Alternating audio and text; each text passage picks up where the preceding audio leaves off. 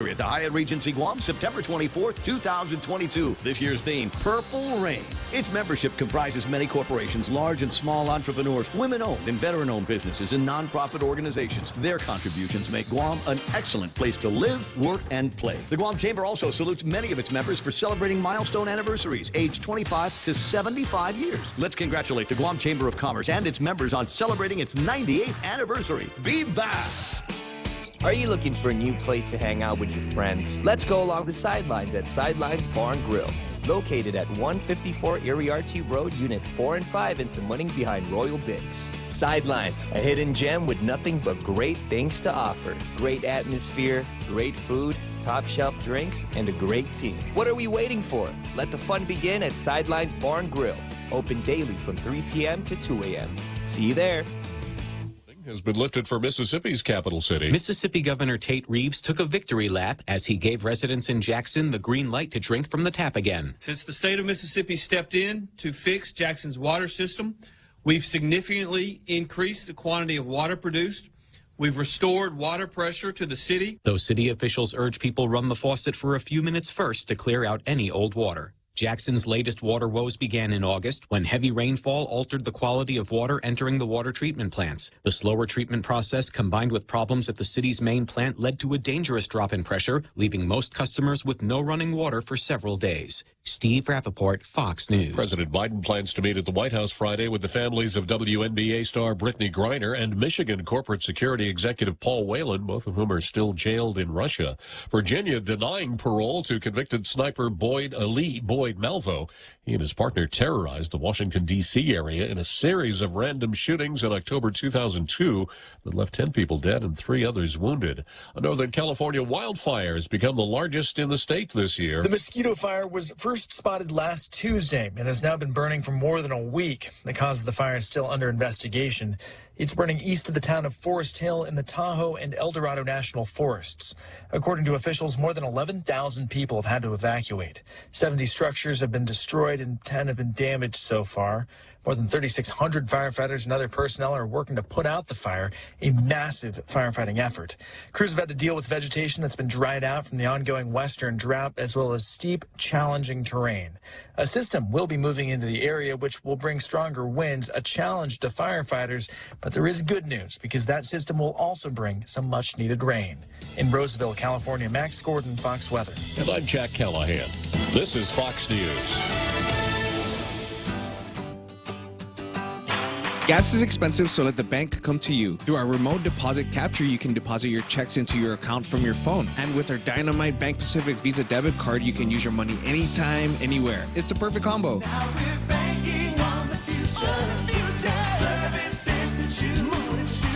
Bank Pacific, where others put branches, we place roots. Equal housing lender. Member FDIC. Crank it up. Come try Guam's original Chamorro restaurant with Pica's Best 5 years running. Mezcla Chamorro Fusion Bistro. Experience Chef Peter's candied salmon over scallion coconut rice, octopus to naktak, Chamorro platter, and their award-winning gourmet hamburgers. Or if you're looking for something healthy, try their keto-friendly menu. Come and enjoy Mezcla's half-a-day service at their Hagåtña and Grand Plaza Tuman location. Call their Hagåtña location at 479-2652 for reservations. Joyce Broadcasting introduces their unbeatable lineup of morning show. Hands down winners of Guam's morning radio battle. Daryl Lizama grooves his way through Boss 104 playing Guam's favorite classic hits. Morning mouth Ray Gibson shakes the cage on 93.3 The Point. And now, we are proud to announce the Morning Blender with Kyle Mandapat, mixing it up at sunrise on Star 101. If you're an advertiser trying to reach the most valuable ears, we've got the shows that listeners have been tuning into for decades. One call gets all three. 671-888-7346. That's 888-REIO. Welcome to Tall Tales with Bob Klitzkie, the only show on talk radio where common sense is a lot more common. Phone lines are now open at 888-TALK. That's 888-8255. And now, The Point proudly brings you Tall Tales with Senator Bob Klitzkie. Good afternoon. A well-regulated militia being necessary to the security of a free state. The right of the people to keep and bear arms shall not be infringed. Welcome to Tall Tales here on KUSG 93.3 FM. My name is Jose Martinez, I believe. With me in the production booth is Daryl Taggarty. Still. Pressing buttons.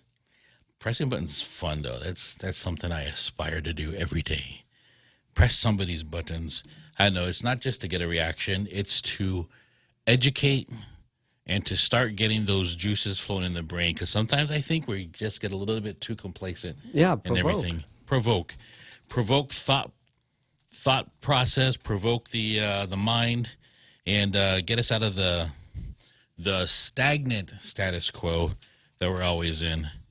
And that's why I enjoy a little bit of humor every now and then. We'll get to that in the card because there's some really funny stuff going on out there, even though it's meant to be serious.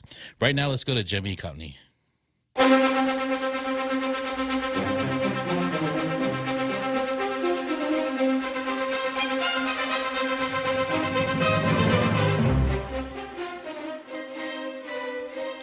Jimmy Cotney is the Chamorro play on words of Press the Meat, or Meet the Press, as it's usually called. A news program that is very serious, and it takes itself so serious that we are going to take it apart. But we take it apart by reading serious op-eds or editorials from our local press, and it looks like, again, we don't have an editorial from the Guam Daily Post. Still on strike. I don't know what day this is. They just refused to write one. If they've got nothing to say, then they've got nothing to say. Well, that could be the case because PDN has an editorial, and it seems kind of like nothing to say, so much so that they decided to advertise for themselves in the editorial itself. Are we going to hear it? We're going to hear it. And it's funny because I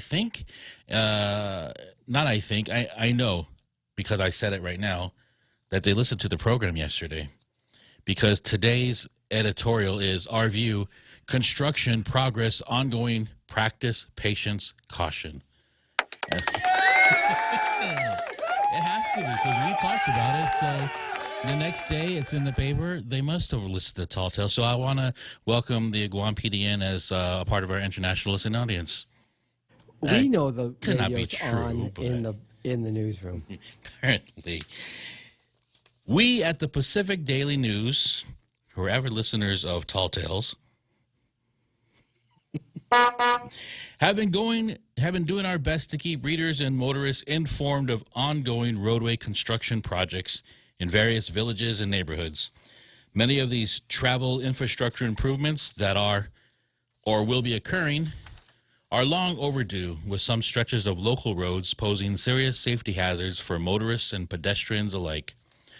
One such project coming up will be taking over EPOW Road, or Route 14B, the access road connecting Marine Corps Drive to San Vitores Road by Hilton Guam Resort and Spa in Tumon.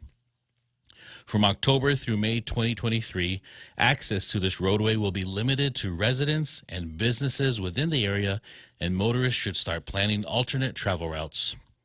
The comments on our traffic update stories and social media posts vary from happy residents grateful for the maintenance work, despite the grumblings that has been decades and it's about the time, to anger and annoyance. Road construction is inconvenient, but so too are unsafe roads.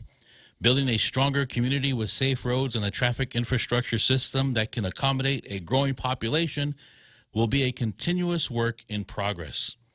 Throughout the years, we've all been forced to contend with disruptions and inconveniences to our daily routes and routines. Guam is no stranger to decades-old problems, but we are not alone in that regard.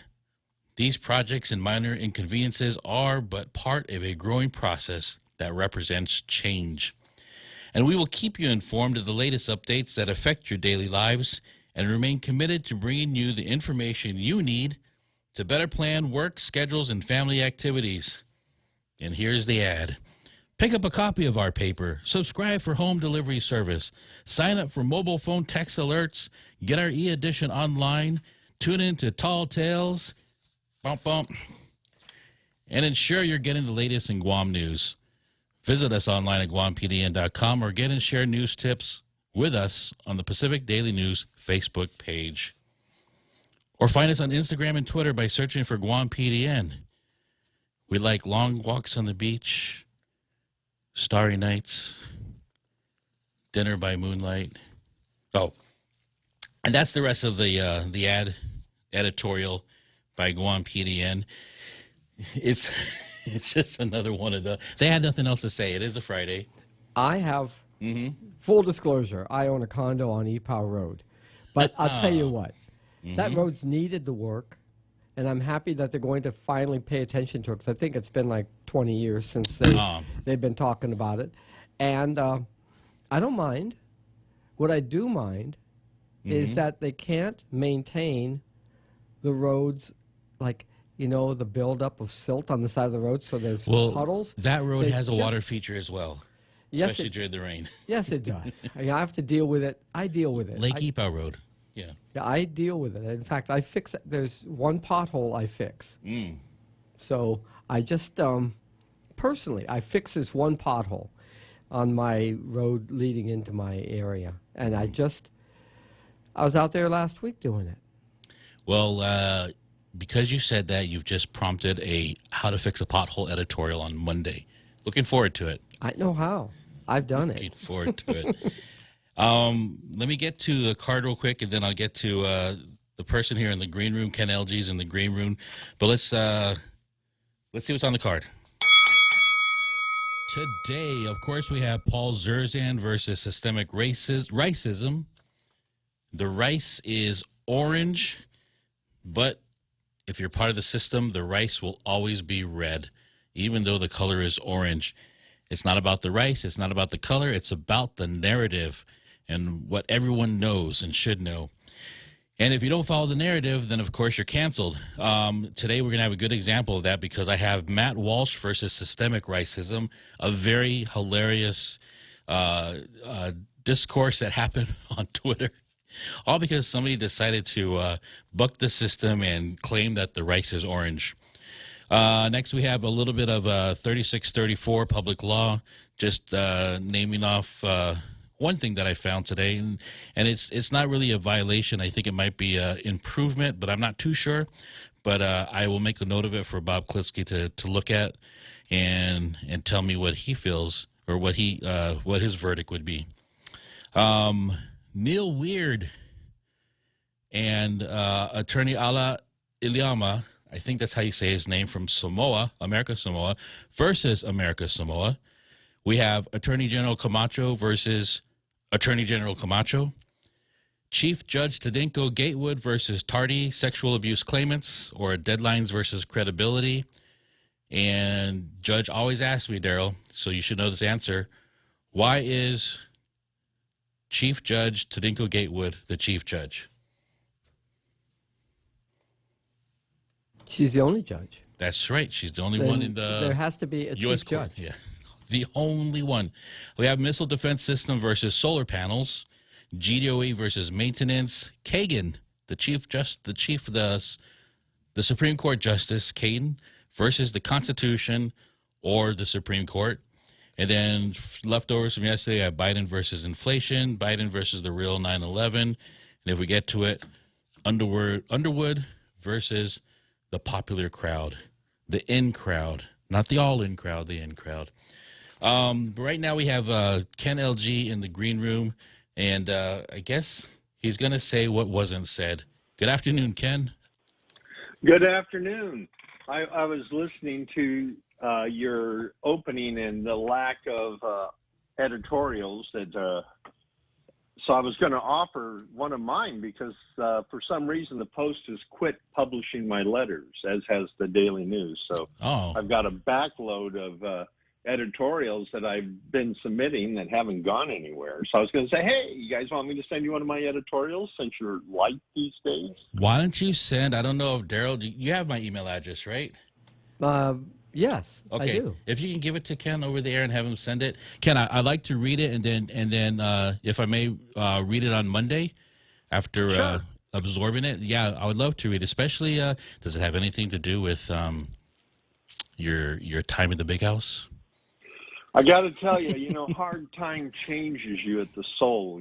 Any new tattoos? Well, I'm not eligible for the teardrops yet. Oh, okay.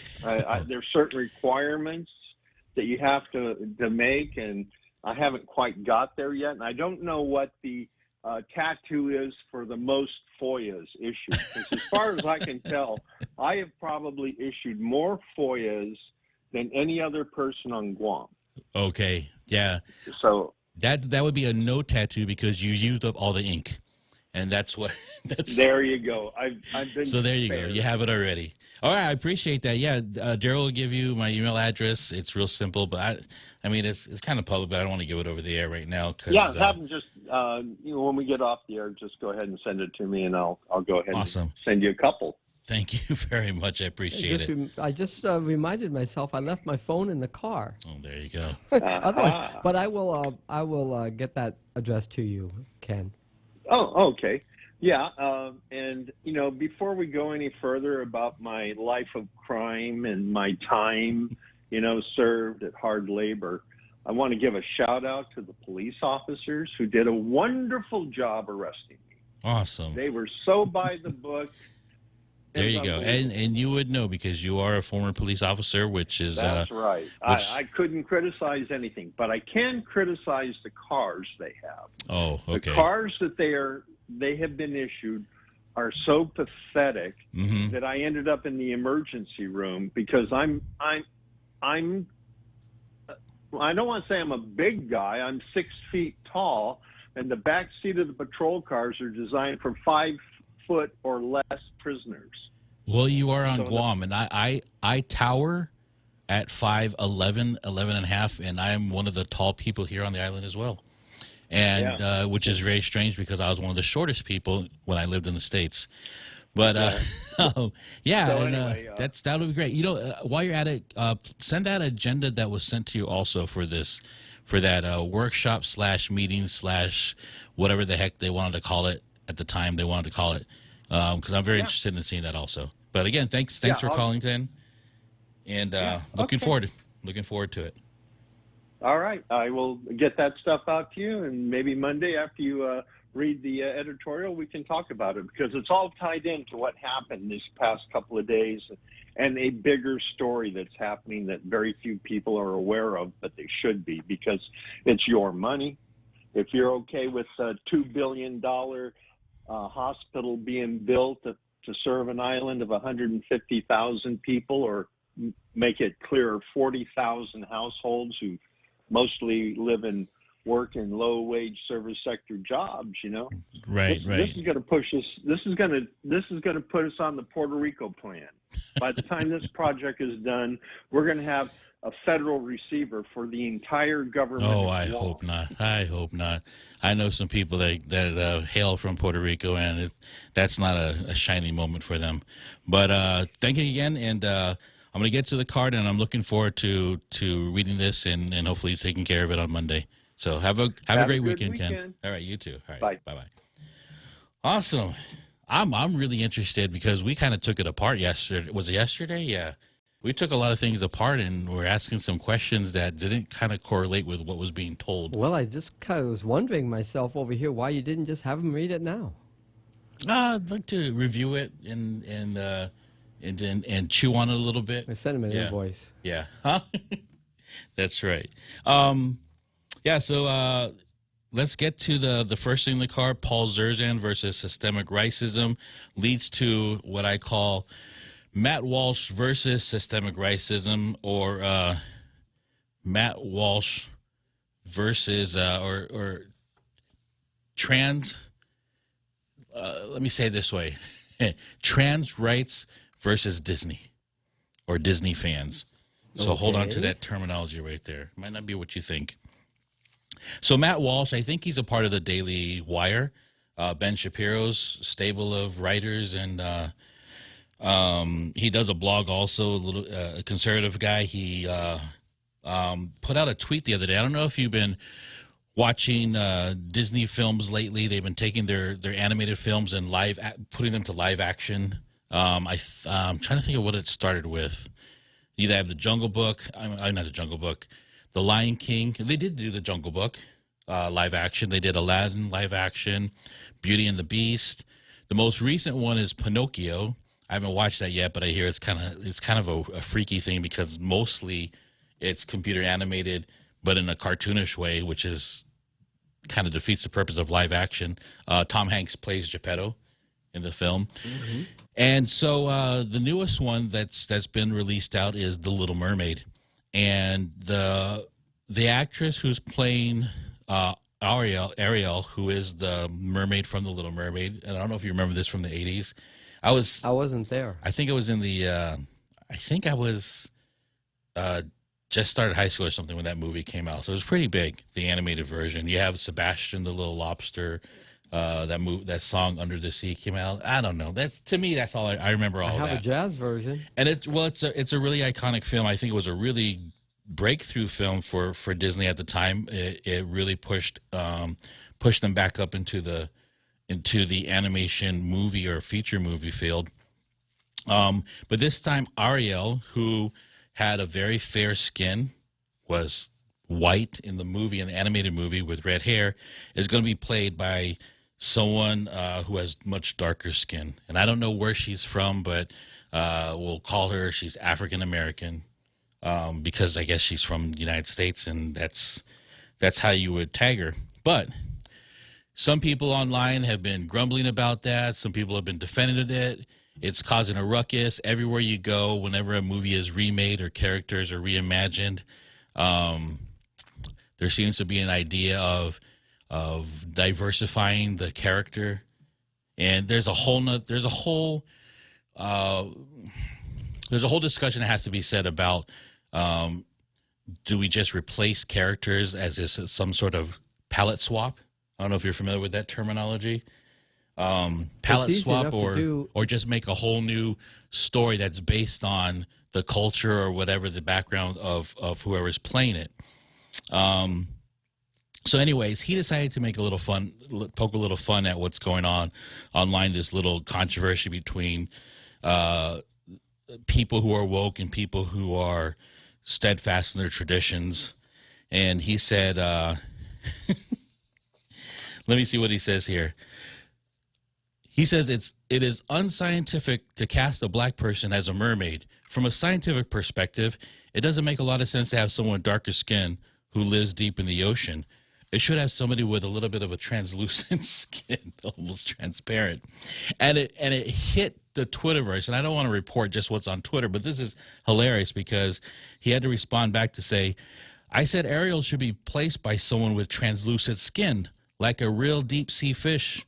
And thousands of leftists took me seriously and calling me racist because of it. I'm actually being accused of harboring racial favoritism for translucent people. I love it. This is great.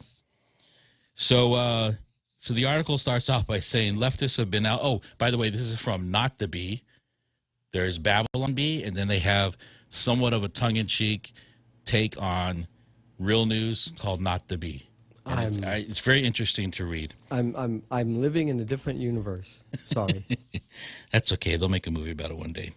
Leftists have been out in the streets celebrating that the new Little Mermaid movie will feature a black actress in the part of Ariel. You can tell they're really proud of their diverse hire by the way they are making such a huge deal about little kid movie most adults don't even care about. I don't know. That's not true. Well, it depends on I who like the The adults Little are, Mermaid. right? I like The Little Mermaid. I actually can't wait to see this.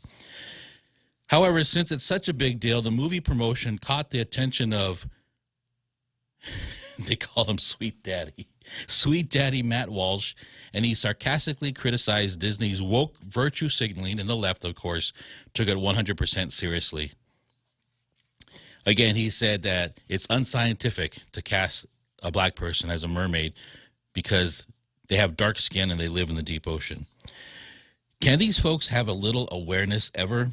Walsh explains how Disney is only making this casting decision based on woke virtue signaling, then throws in the sarcastic and quite hilarious note about how a humanoid creature living under the sea would have lighter skin and would likely be translucent. That's what the Little Mermaid should look like. She should be totally pale and skeletal, where you can see her skull through her face. And that would actually be a version of Little Mermaid that I would watch. So, of she course... could be scaly, too, and orange. She could be. So Media Matters took it seriously and called it a racially hateful argument. And then the left ran with it. He goes, Matt Walsh said, at least you can't accuse me of being transphobia anymore. Boom. Anyways, so somebody said, nice attempt to backtrack, but it was clear you weren't joking. And he goes, I definitely wasn't joking. I really do want a translucent mermaid. But they actually thought that he was racist. And the left went with it, and the left media went with it, because in Newsweek, they have a headline in their culture section that says, Matt Walsh slammed for saying Black Little Mermaid isn't scientific. That's the headline. Do you mind if I put in my 2 cents here? Wait till after answering this. And then he said the media is reaching out for a comment from him about his translucent mermaid remarks. The comments you made are a trending topic on Twitter and have led to criticism among some social media users. Do you have any comment that we can add to a report? So which he replied, yes, I do have a comment. I have been long an advocate for the rights of translucent people. I believe it's time we start giving these casting opportunities to this marginalized community. Translucent rights are human rights. Please include this entire statement in your report. Thank you. Not sure if they did or not. To which HITC News wrote, translucent rights are human rights, Walsh tells them. And they cite the newspaper. They actually put that in their paper. It was hilarious. They didn't even get the satire.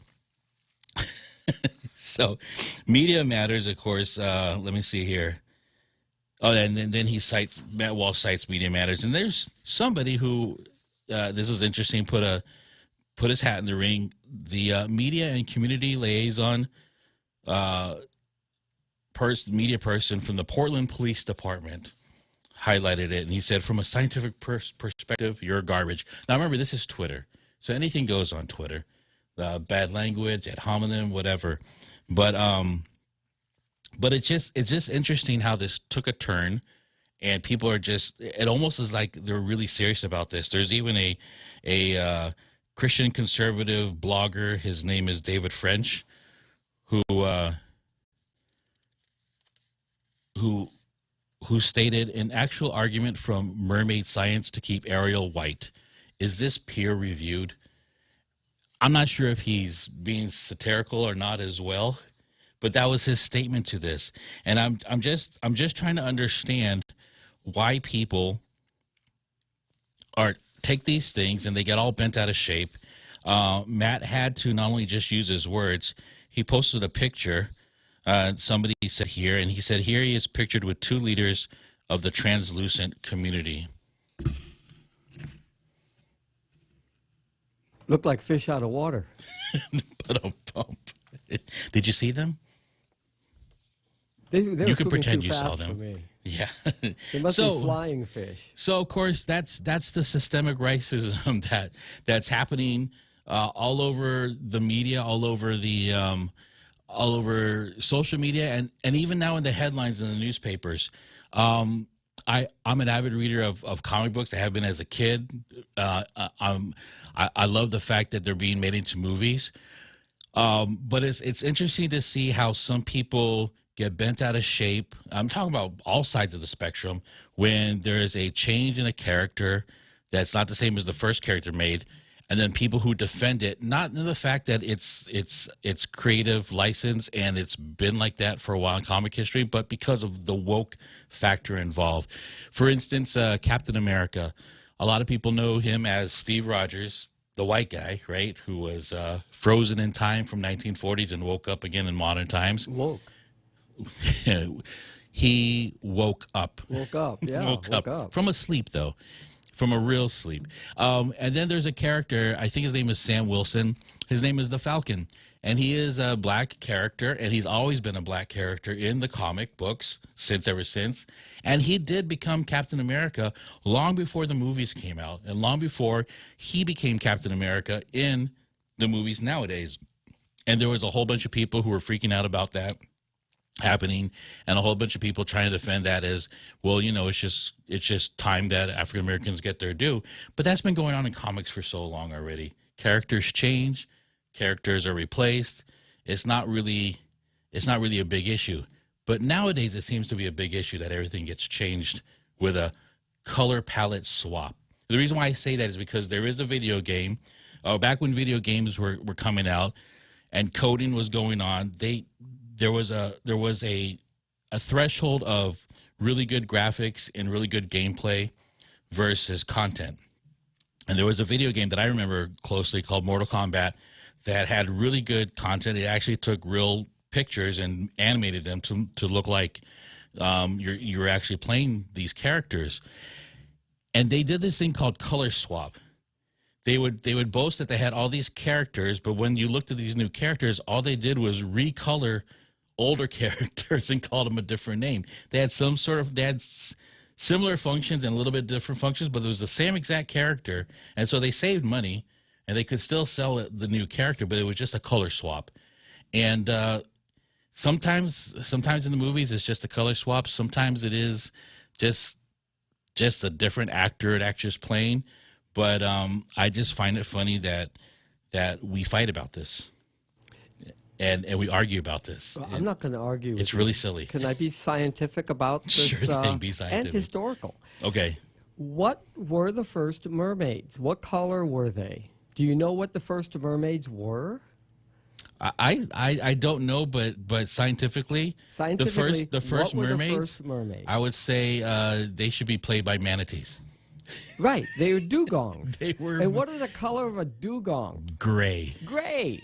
So, if this guy was really on his toes, he would have said, I'm glad to see that they kind of got the shade close, but not exact. But at least they're not shaped. She's not shaped like a manatee. She is shaped like That's going to be next. The fantasy of the sailors looking at dugongs. As they're bored out of their skulls after 3 months on the water. Right. That's what I was going to say. Yep. And so that's our version of systemic racism. It's not just happening here on Guam, on island. It's happening all over. We have to laugh at it. And all you guys who are getting bent out of shape over these changes, it's fiction, people. People can write what they want. I know that The Little Mermaid came from a Scandinavian country. Was it Switzerland or something like that? Denmark. It was Denmark, yeah. So I know I'm going to open up another can of worms saying that. But you're listening to Tall Tales on KUSG 93.3 FM. The Point. We're going to a break, and we'll be right back after this. Don't go away. Come try Guam's original Chamorro restaurant with Pica's Best 5 years running. Mezcla Chamorro Fusion Bistro. Experience Chef Peter's candied salmon over scallion coconut rice, octopus to naktak, Chamorro platter, and their award-winning gourmet hamburgers. Or if you're looking for something healthy, try their keto-friendly menu. Come and enjoy Mezcla's half-a-day service at their Hagåtña and Grand Plaza Tuman location. Call their Hagåtña location at 479-2652 for reservations. Tell me about it, stud. Circle K's Craft Beer and Whiskey Festival is back on Saturday, October 22nd. We rockin' and rollin' at the Dusatani Guam Resort from 2 to 10 p.m. Bring your friends and come dressed in your best grease costume to win up to $500 in cash and prizes. So bust out those leather jackets and 50-style outfits as we party the night away at Circle K's Craft Beer and Whiskey Fest. Don't be a square. Get your tickets now at craftbeerfestguam.com or cruise on by any 76 Circle K location. Now that's cool, baby. We now return to Tall Tales with Bob Klitzkie, soaring over the confusion with his superpowers of truth. Call 888-TALK. That's 888-8255.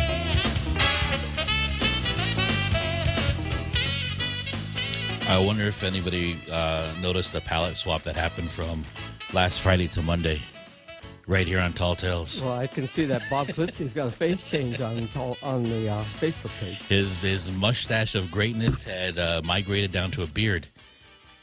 There's no, I am no way a Bob Klitzkie replacement. I'm just standing in for him. There is no palette swap. It says Tall Tales. and I am not as close to his height as I wish I could be.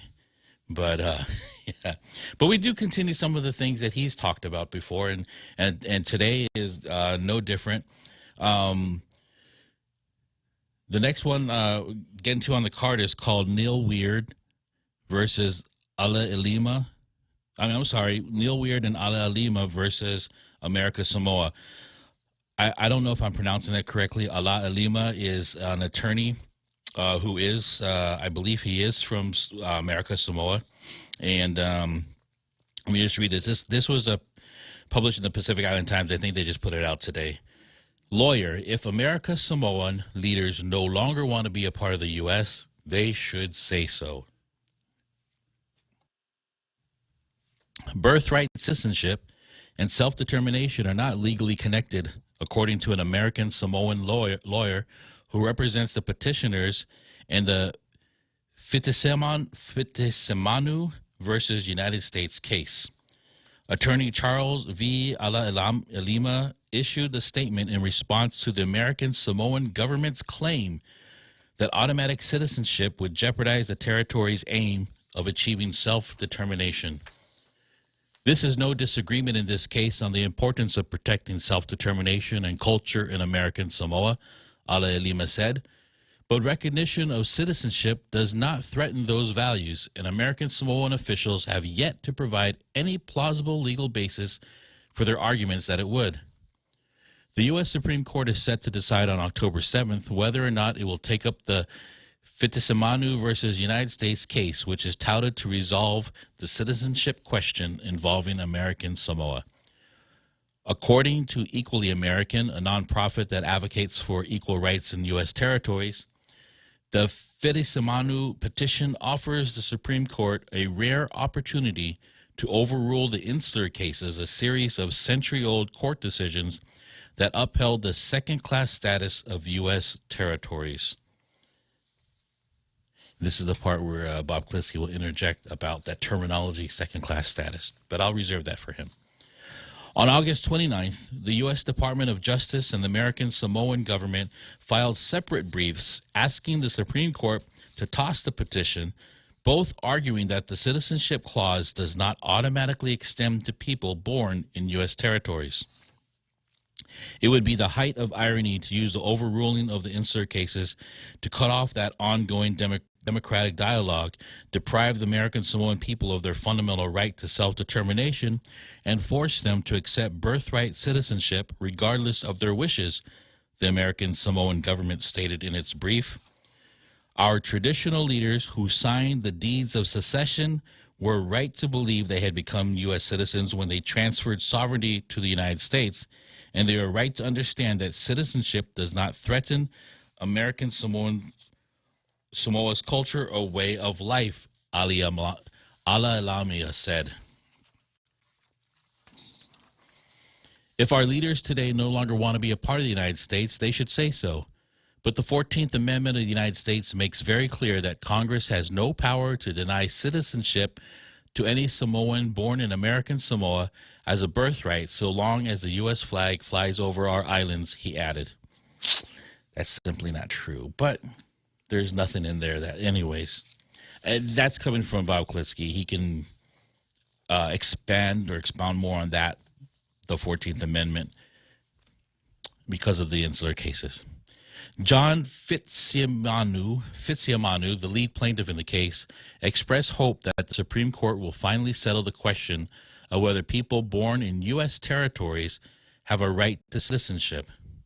I was born on U.S. soil like any other American. I should have the same right to citizenship as any other American. The Supreme Court has avoided answering this question for more than a century.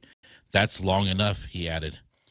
Born in American Samoa, Fitisemanu now lives in Utah, where he is denied the right to vote and excluded from jobs reserved for U.S. citizens.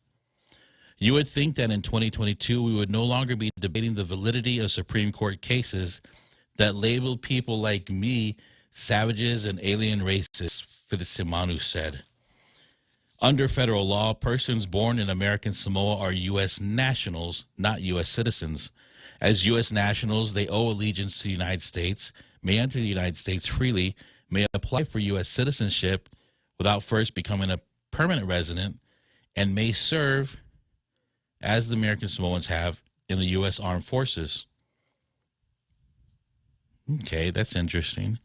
For too long, there has been uncertainty over whether people born in overseas territories have a constitutional right to be recognized as U.S. citizens and whether the controversial insular cases remain good law, said Neil Weir, president and founder of Equally American, which represents the Fitzsimonu plaintiffs along with Alai Lama and attorneys at Gibson, Dunn, and Crutcher. The Supreme Court itself has contributed to this confusion, so it is important for the court today to provide clarity on who has a right to citizenship and whether the controversial insular cases continue to control basic constitutional questions in U.S. territories, Weir said. In their reply brief presented to the Supreme Court today, the petitioners highlighted the Justice Department's sudden about-face on the insular cases. While they previously argued that the 10th Circuit should rely on the insular cases to deny recognition of a right to citizenship, now they attempt to step away from the insular cases and mischaracterize the 10th Circuit's decision as not relying on the insular cases at all. We've seen this move before where the Justice Department relies on the insular cases when arguing in front of judges who are bound by them, but then disclaims any reliance on the insular cases once they are before Supreme Court justices who have the power to overrule them, Weir said. I don't think anyone will be fooled. Here's the gaslighting part. The argument against the right to citizenship in U.S. territories continues to begin and end with the racist insular cases, he added.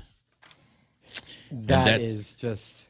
It's amazing. I mean, this is a really good example of an issue being tried in the court of public opinion. Because not only is there a Constitution, and we have, of course, congressional laws, but in the Constitution, the territorial clause is that not just for the overseas territories, but territories such as New Mexico, Oklahoma, when it was Indian territory, Congress makes the rules for the territories. And when we have treaties, the treaties are ratified, and that's what we're following here. And it's amazing because these cases are treating the U.S. territories as if they're one conglomerate, same thinking entity, and we are not. Guam is not America Samoa, is not Puerto Rico, is not U.S. Virgin Islands, is not the CNMI. And it wants to treat all the territories as one entity itself by utilizing the insular cases, which Bob Klitzkie has lined time after time, underlined how the effects of getting rid of the insular cases will be detrimental to Guam, extremely detrimental to Guam, especially to those who are seeking the quote unquote self-determination mission. There are it's going to destroy it. There are protections in those insular cases. There are some things when you read them, it's really harsh. It's hard because these people who were writing them, they themselves were racist. But it wasn't part of the decision. Law isn't racist. It wasn't part of the decision in the sense that it's on the record. Is there and I don't know what the terminology is, but my layman's understanding, they're opinions after the opinions. They're the notes of the cases. They're the residuals written at that time. And what's interesting when it comes to Guam, Puerto Rico, and I can't remember which other islands are U.S. Virgin Islands. No, but also the Philippines. It was that's right, the Philippines. It was the Philippines. We didn't take Cuba. Yeah. It was the Philippines, Guam, and Puerto Rico. But those were the three territories. Yeah, but those territories were already acquired when the insular cases were determined, and the language that a lot of people always denote as racist don't apply to us because they were applied to future acquisitions. Now, do those words apply? That was back in the early 1900s, was it? Yeah, or 1902, 1904. Applied to America Samoa, which was acquired after World War II. No, America Samoa was 1899. I thought it was after World War II that they became. 1899, 1901, 1902. Okay, so they asked to be.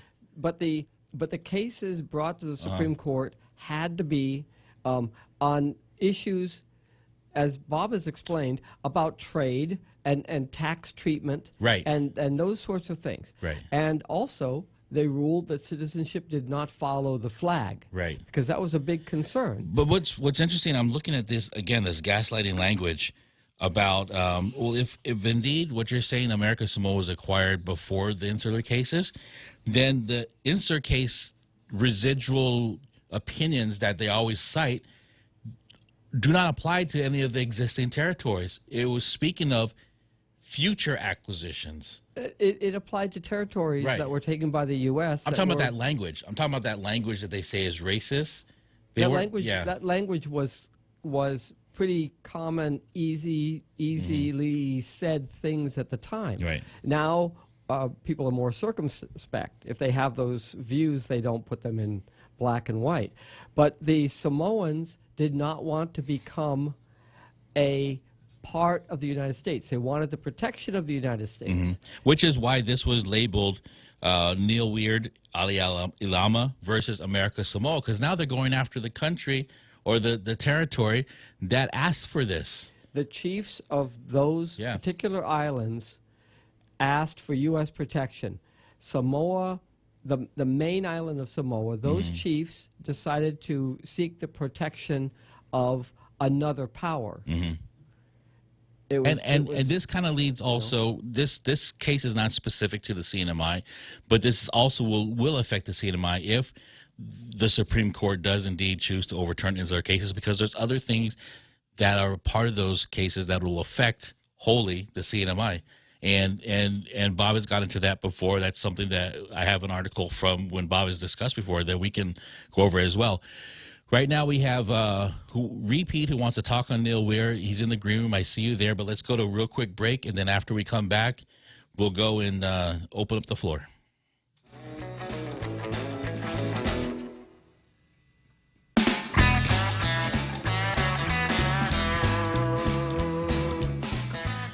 Half a day. This is Clara Manglania from Security Title. A power of attorney can be a useful tool in a real estate transaction, but if abused, it can result in devastating loss. Choosing your representative should be done with the utmost care and should be very specific about the powers being granted. To mitigate loss, the team at Security Title confirms with the owner prior to using a power of attorney to sell the property.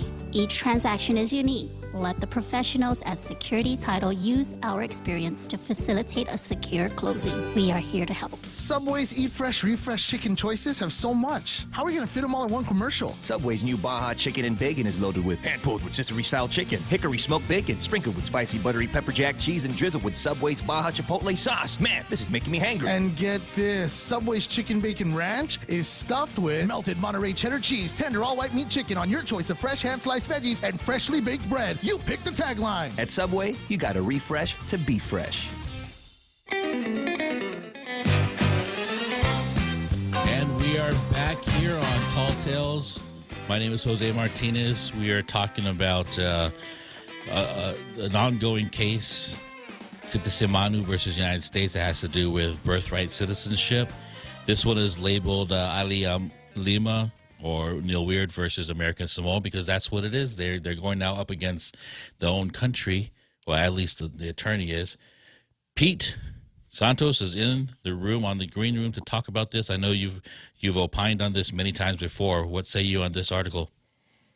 Yeah, absolutely. The article does a really good job of laying out the issues. And myself and Uncle Bob were at a presentation done by Camille Weirdo at the Guam Museum a couple months ago. And I got a couple of points on that. You know, he was trying to gaslight us, and I got up and I asked him, I challenged him, and he basically skirted the issue. But the point is that he was saying also that, and this is not something that we've discussed before, so I always like to try to bring some new information into the conversation whenever I call. I don't like to repeat myself too often. So he was telling us, the crowd, that he found some information that the American Samoans, after becoming U.S. nationals were upset because they said that that's not what they were promised. Now, I've never heard of that, and I've never seen any record of it, not to say that it doesn't exist, but I asked, where is this record? Where is this information coming from? And he wasn't able to cite it. He just said that he knows that there are people that felt that way. Okay, great. I could say, a lot of things about a lot of people, but where is the proof? And then the other thing, so the point actually was that when you look up gaslighting in the dictionary, you see Keneal Weird standing next to Levin Camacho, because Levin was there. Levin was there, and Levin is a good friend of Keneal Weirdo, and I think they were Ron McNinch's favorite students. So that's why there's a fundamental flaw in the legal analysis. You got one more name you can fold into the comment. well, here's the thing. See if he does the other it. thing. So Levin actually had his attorneys assist in this case, and my question is, interesting. What's the priority? Is the priority the crimes on Guam, or assisting your friend, arguing amicus cases, intruding on the self-determination of another territory? I don't think American Samoa appreciates the Attorney General of Guam interfering in their internal affairs. What do you think? I would agree with you on that. It does seem weird, and it does seem unethical. Yeah, if I was American Samoa, I'd be like, dude, don't you think you should worry about your skyrocketing crime over there? We did have I can't pronounce her name again. The gentle lady from the representative from America Samoa. She did come on the air. Speedwagon. Yeah, she came on the air, and she represents her island. She represents her country, her territory. And if Neil Weir does have anecdotal evidence of people who are grumbling, I actually believe him that there are evidence, because we have diverse thought all over the world, even on this island. There's not one person or two people that think exactly alike. However, we are a representative type of government, and if the majority or if the representatives that are elected in office don't reflect Neil Weir's anecdotal evidence, then it has no merit. Yeah, and those are the people that should be taking up this fight, not Neil Weird. Exactly. You're definitely exactly not right. the Attorney General of Guam. Well, you have this attorney from says he's from American Samoa, Charles V. Ala Lima, basically calling out his own island. The rest of the legal community over there apparently have blacklisted him. Oh, okay. Because of this position that he's taken, and because of this crusade that he's gone on, right? He's following the white savior Neil Weirdo. Yeah. It's unfortunate that we could have a really good discussion on what is in the insular cases. We can have a really great discussion on how ourselves and all the other territories can promote more rights or more services or whatever, a better relationship with the United States. But I feel if once we interject this racial component and they keep repeating these really archaic words that actually don't apply to the islands itself, when they were written, it turns me off when we even want to discuss it. It absolutely does, and I don't understand why they think that that's a winning argument. Right, and the problem is they're trying to pigeonhole this as a racial issue when it's absolutely not. And the problem that Uncle Bob is pointing out is that these cases actually provide some very good commercial advantages for us. And we're going to lose all that because someone is disingenuously waving trying to use the race card about these cases, which is it's not about race. It's about commercial. Initially it was about the way commerce had to be treated among the territories and in between the territories and the United States, then of course it morphed into a little bit about, you know, what individual rights and citizen rights are protected in these territories. You know, for Guam, it's transparent to us because our Organic Act has identical language from the Bill of Rights, right? But if we didn't have that, then, you know, we wouldn't be used to living under the U.S. Constitution in its full glory. And before the Organic Act, that was an issue here on Guam, right? That's one of the reasons why Chamorros wanted to become U.S. citizens, is because the U.S. citizens that were living on Guam enjoyed greater individual rights than the locals. So, for instance, if there was a business dispute, a Chamorro person had no jurisdiction to bring in a American citizen into court, right? But the other way around was true. It was sort of like how the current Indian reservations in the states currently still operate, right? The tribe only has jurisdiction over the tribe members, right? Not the territory, or the reservation. So if they wanted to sue someone, they'd have to sue them in federal court. Huh. So that's the whole thing, and that's what the insular cases is really about. It's really about, you know, your status but they're trying to twist it and propagandize that it's a racial issue when it's absolutely not. Right, I agree. Well, thank you for your call and the new information that you provided. Right, the unrepeated information. The unrepeated information. The what I call just could be true, could not be true anecdotal evidence, but anecdotal, that's what it's for. It's a story to tell, and they're not really worth the foundation they are meant to be. Right. Yeah.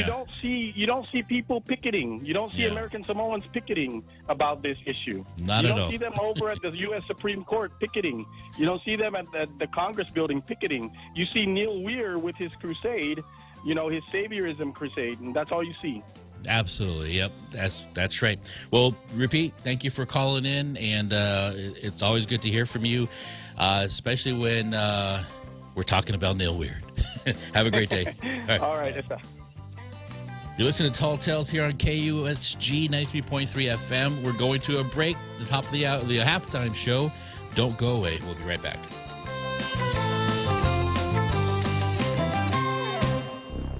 The Point is KUSG, Hagåtña, Guam, 93.3 FM and 104.3 HD3.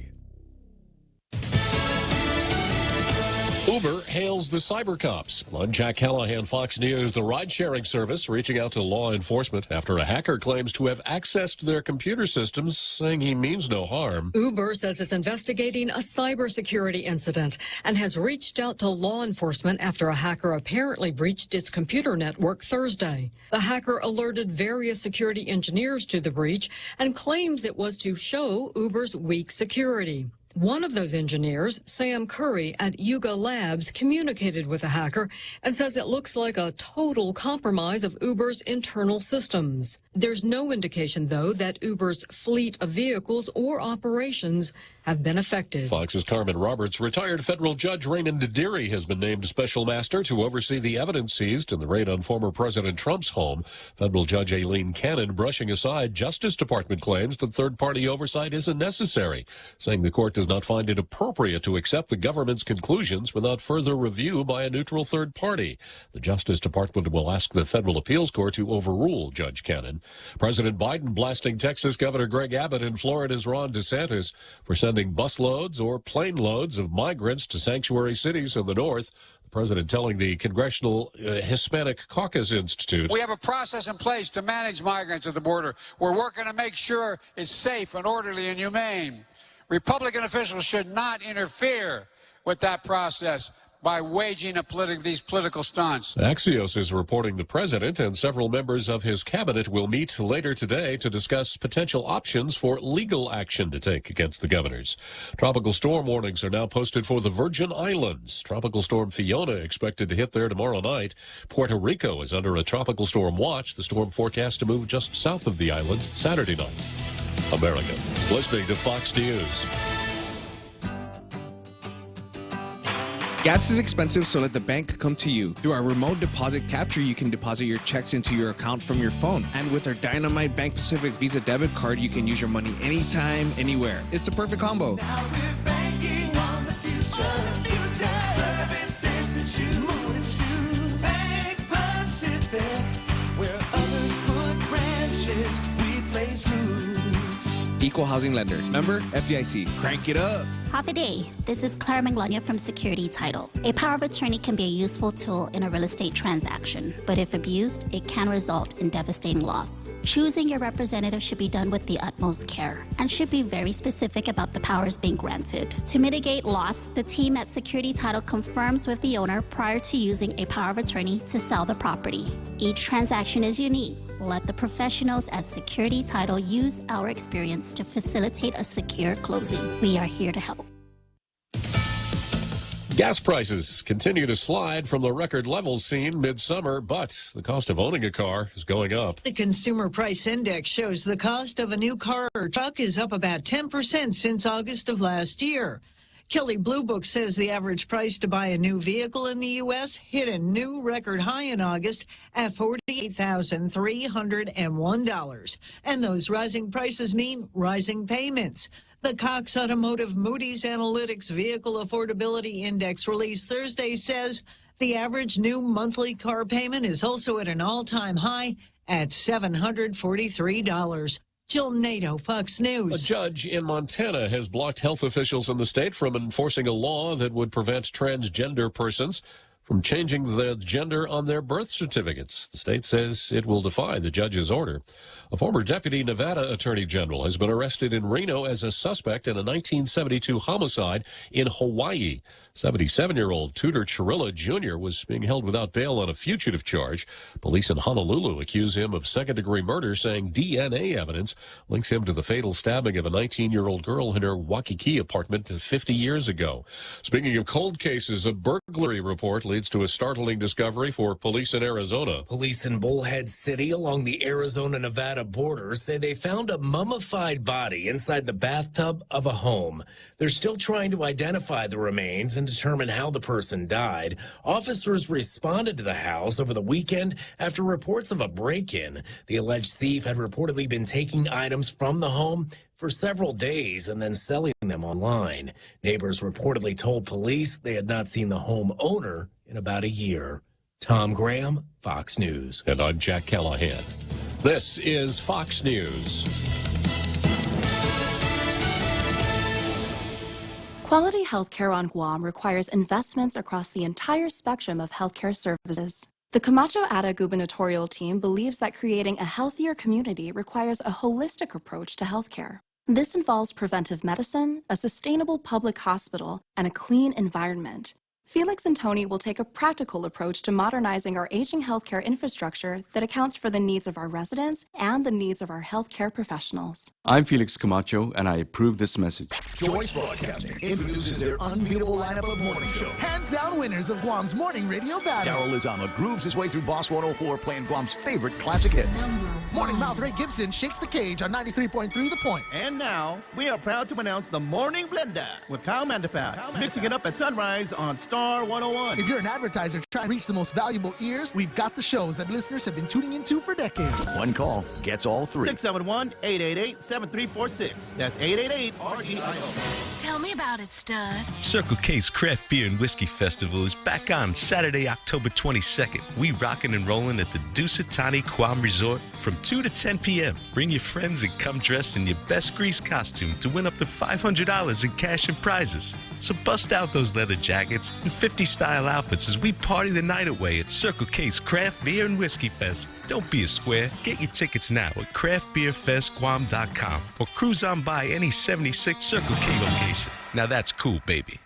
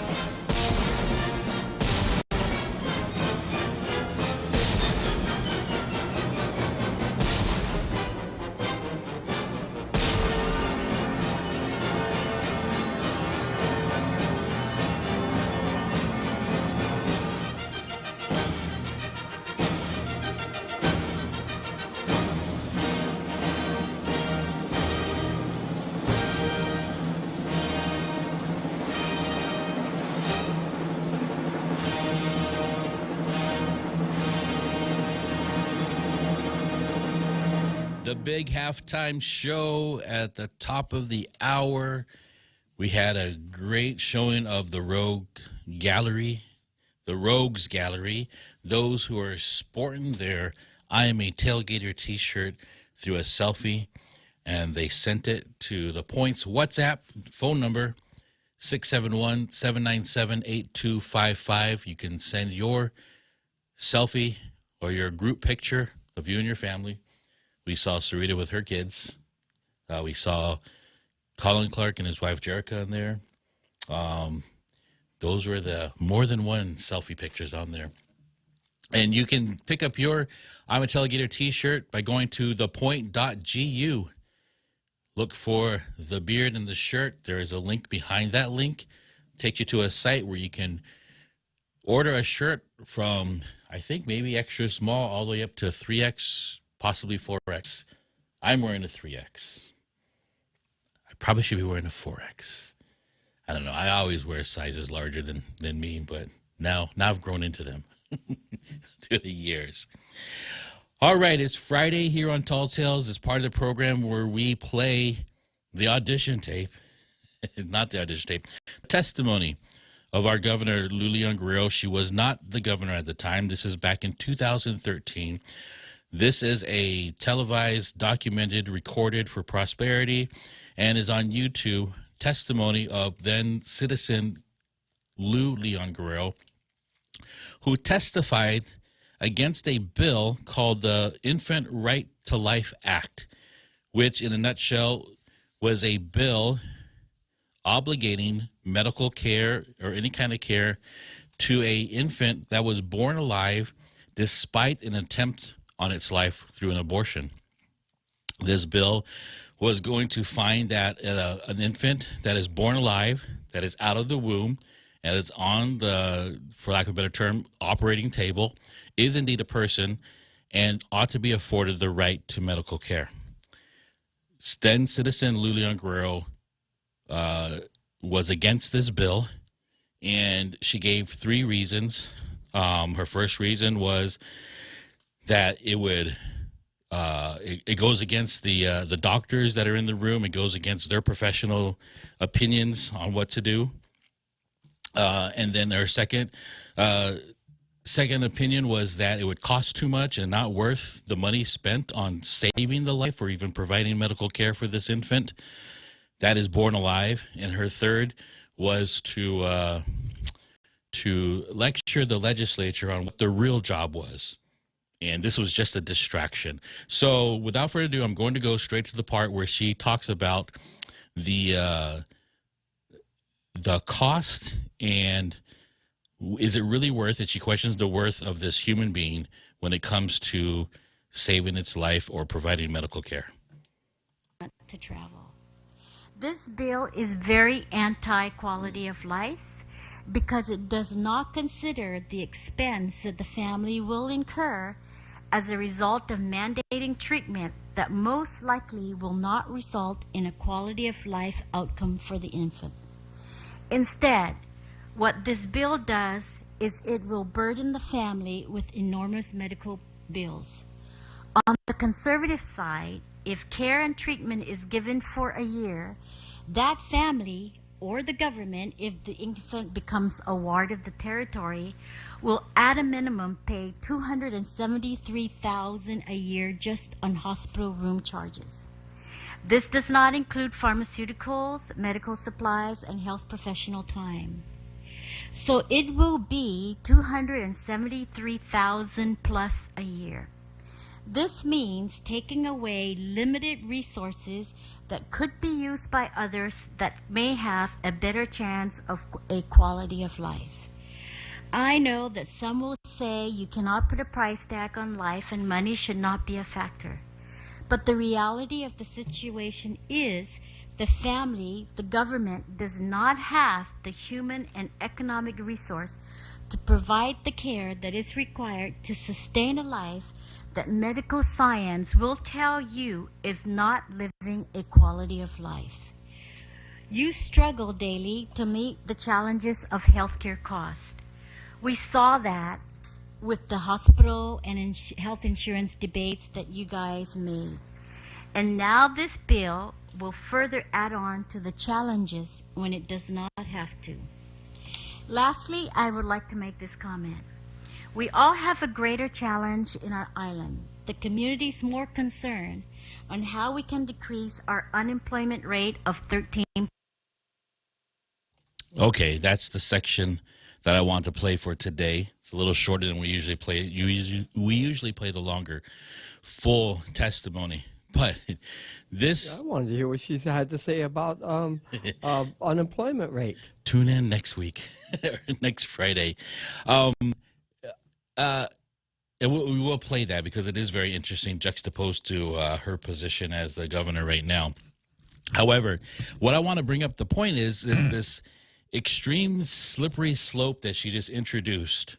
And remember, she's a private citizen here, but she is now our governor who enacts out policies and creates policies herself. She has a whole board of policymakers. And with this health emergency, she is technically the sole policymaker on island.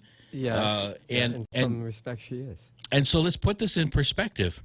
She laid out a slippery slope, and not only did she do that, she poured oil all over it because she had laid out somewhat of a policy in how we treat those who medical science deems not a quality of life.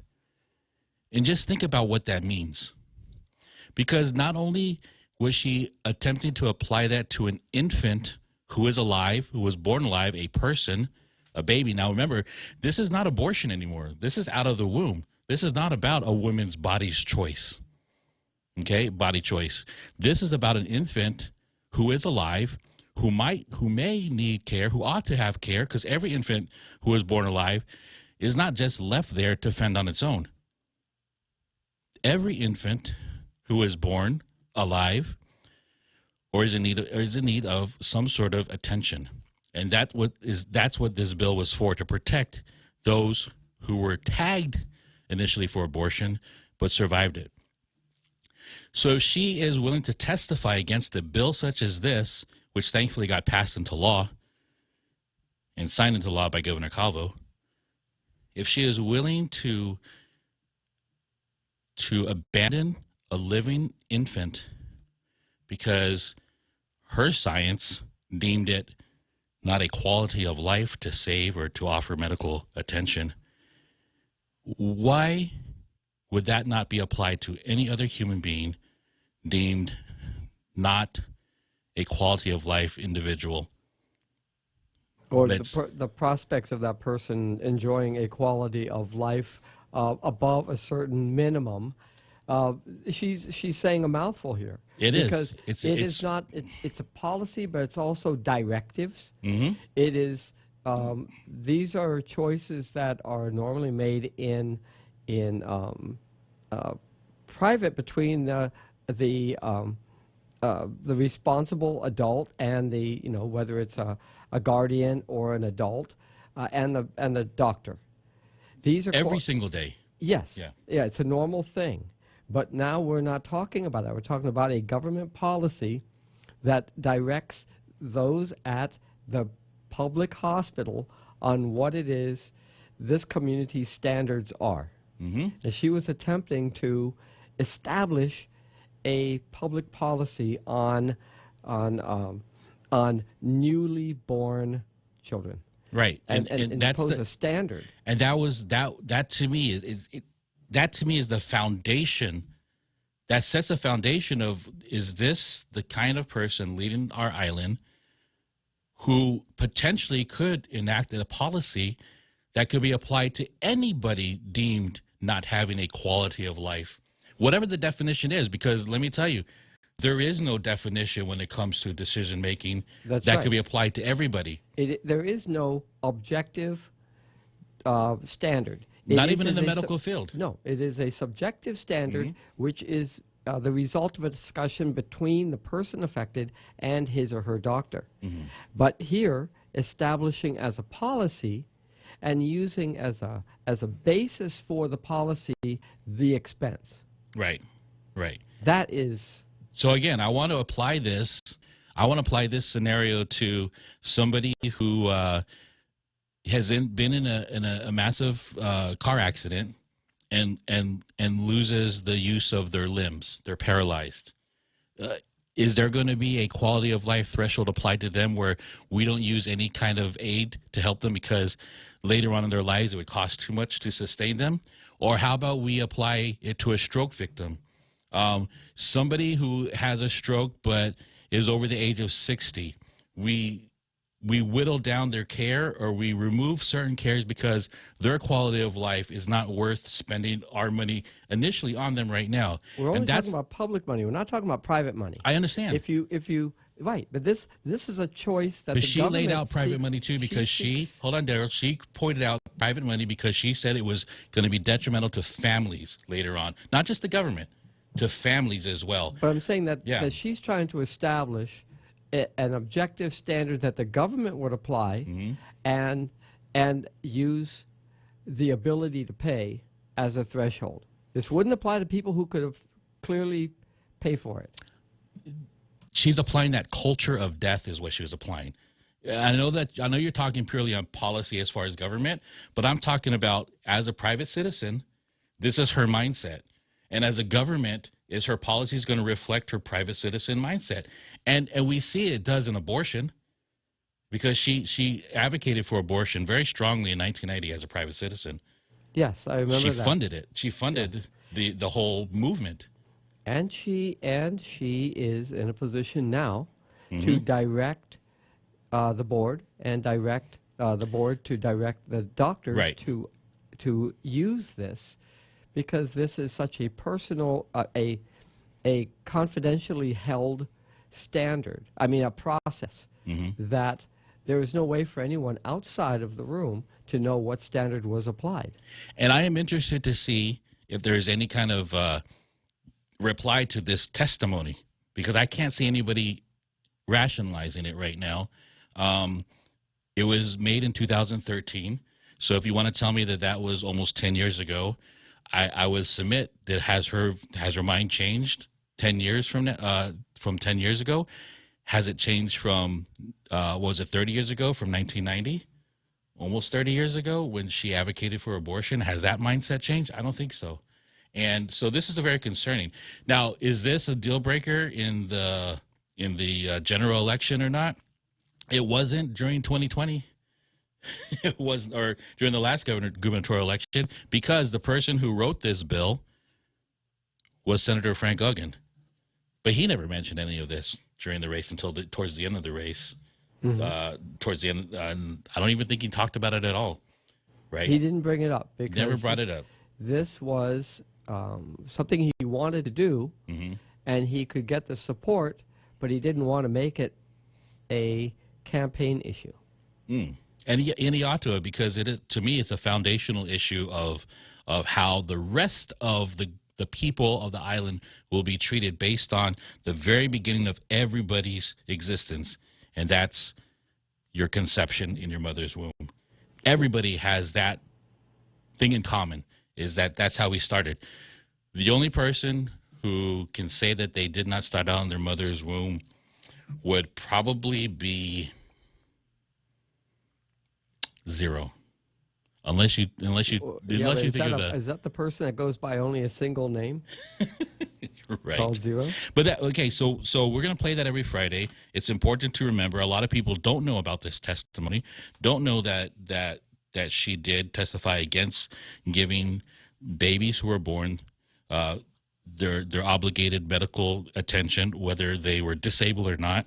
We do have a story. I do know of a story of a young girl who was born despite an abortion attempt. The abortion that was levied on her was a chemical abortion where they flooded the mother's womb with saline, but she was born anyways, lots of burnt skin.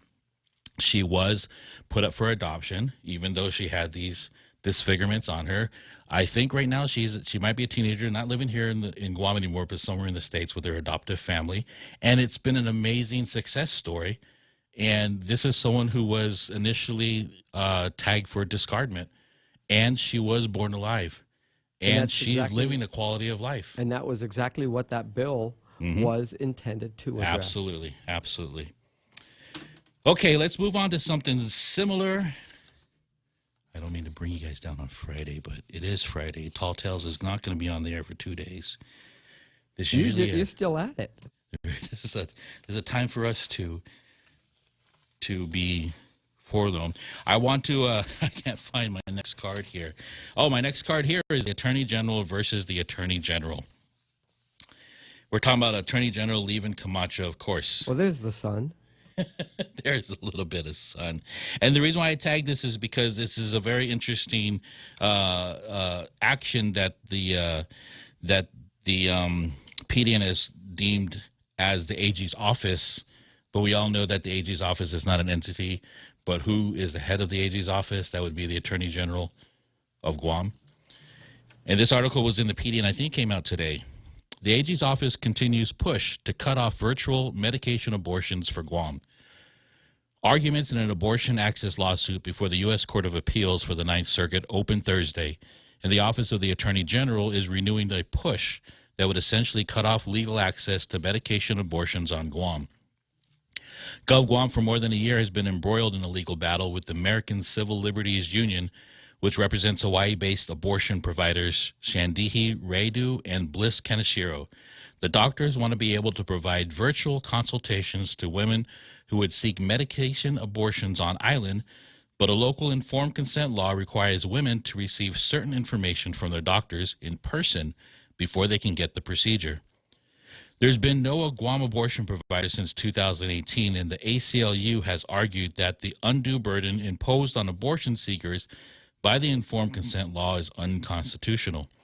Plaintiffs scored a win last September when the District Court of Guam upheld that informed consent law violated a woman's right to an abortion and issued an injunction barring the law from being enforced. But the legal landscape shifted this June after the U.S. Supreme Court's ruling in Dobbs versus Jackson Women's Health Organization, overturning national abortion rights.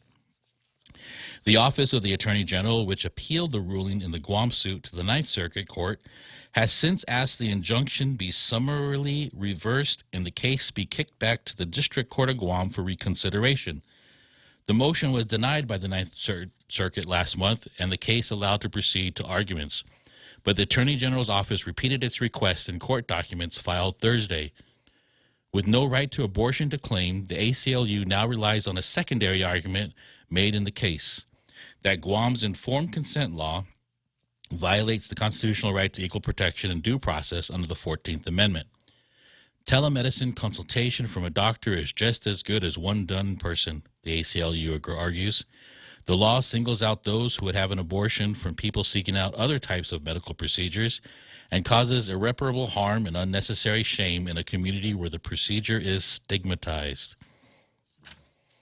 Okay, I'll talk about that afterwards. More to this article.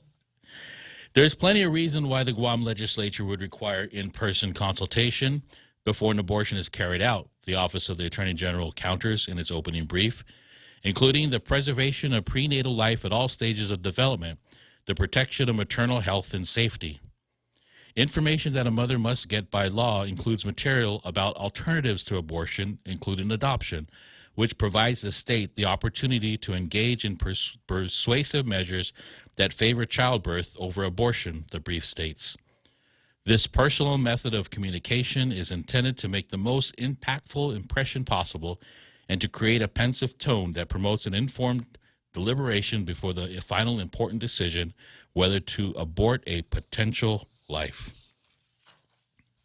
Abortion remains legal on island, and pre- and post-abortion care may still be provided, which negates the argument that irreparable harm is caused, the office asserts. Besides that, they argue the decision on how to regulate abortion has been remanded to the legislature following the ruling in Dobbs. A response from the plaintiffs is due October 12th.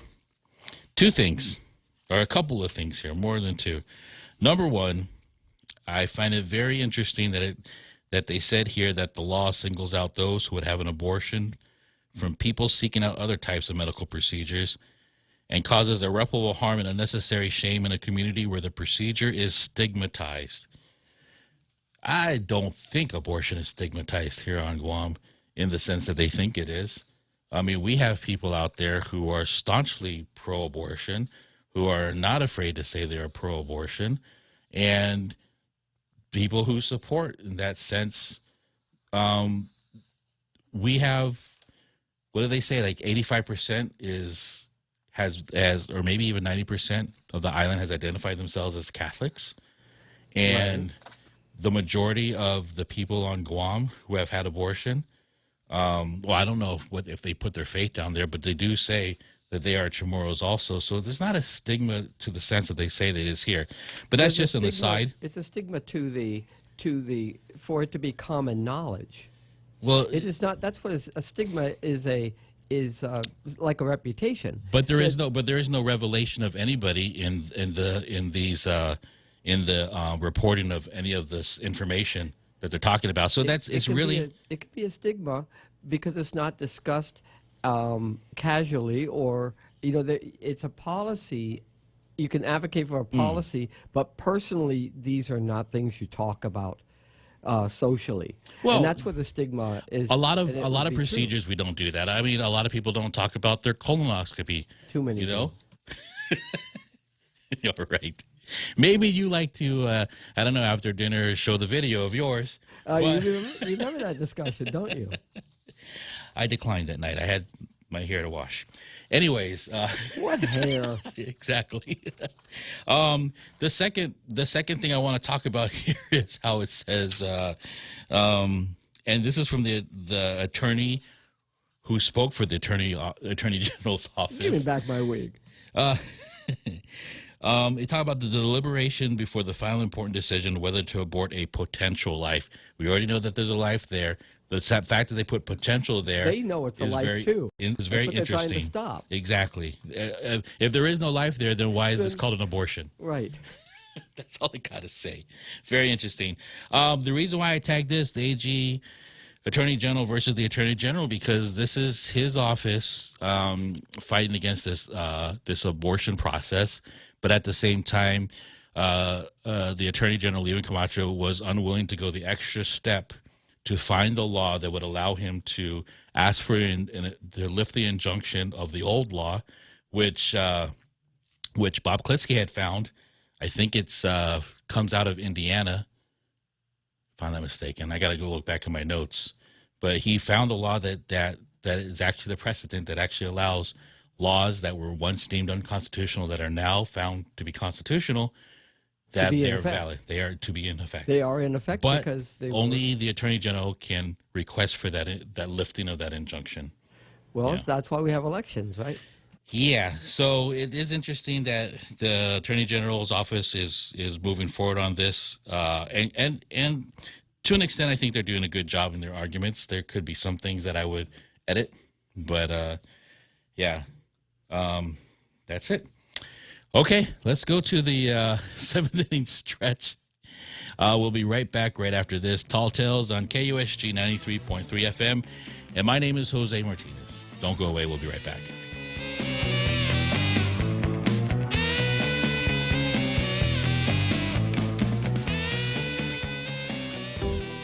Listen to The Point anytime, anywhere on Odyssey. Odyssey is your new audio home for all the music, news, sports, and podcasts that matter to you. Find your favorite stations like The Point and discover more. Music stations, local and trusted news sources, sports talk and team coverage, plus today's biggest podcasts. Find it all on the Odyssey app. AUDACY. Come try Guam's original Chamorro restaurant with Pica's Best 5 years running. Mezcla Chamorro Fusion Bistro. Experience Chef Peter's candied salmon over scallion coconut rice, octopus to naktak, Chamorro platter, and their award-winning gourmet hamburgers. Or if you're looking for something healthy, try their keto-friendly menu. Come and enjoy Mezcla's half-a-day service at their Hagåtña and Grand Plaza Tuman location. Call their Hagåtña location at 479-2652 for reservations.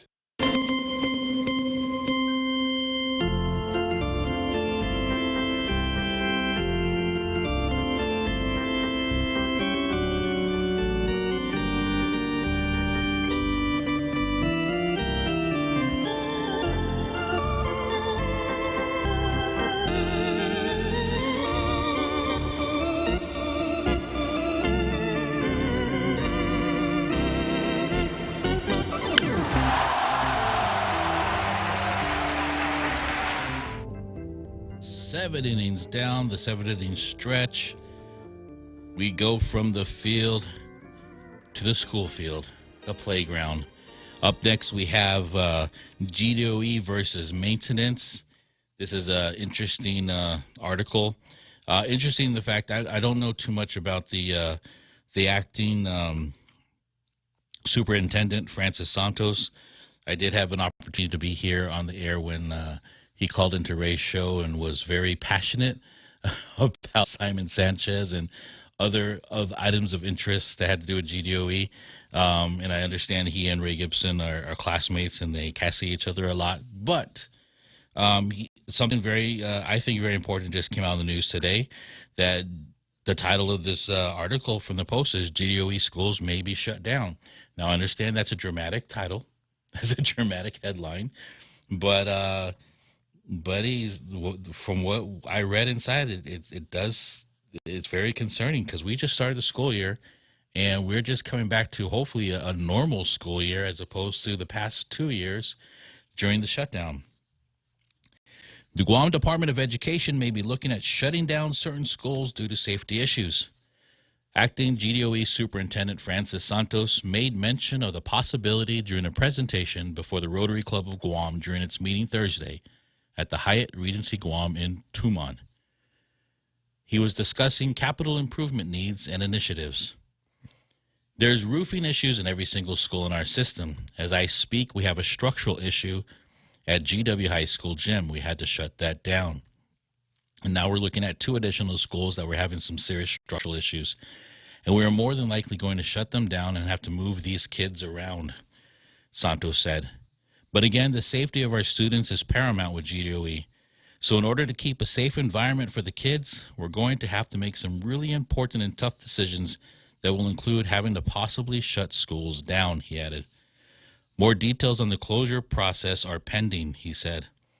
When asked if he could elaborate on the possibility of shutting down schools, Santos said he could not, adding that GDOE is not prepared to discuss the matter now and that the process remains in its early stages. We're still under review and discussion, Santos told the Guam Daily Post. GDOE had estimated about $100 million in capital improvement projects are needed for the district. There have been several long-standing concerns regarding public school facilities, and with many public school buildings being decades old.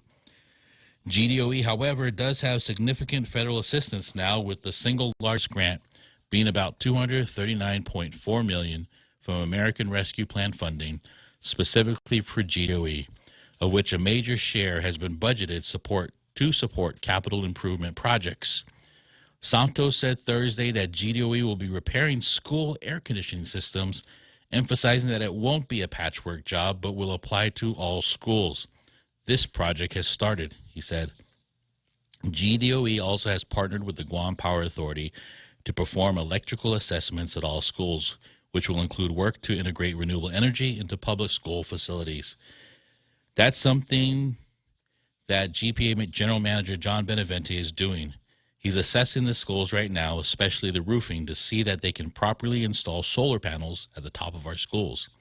And then he'll put that program out there, Santos told members of the Rotary Club of Guam. GDOE will also address canopies and walkways, he said, and restrooms at all schools. A major project ahead for the Education Department is the construction of a new Simon Sanchez High School.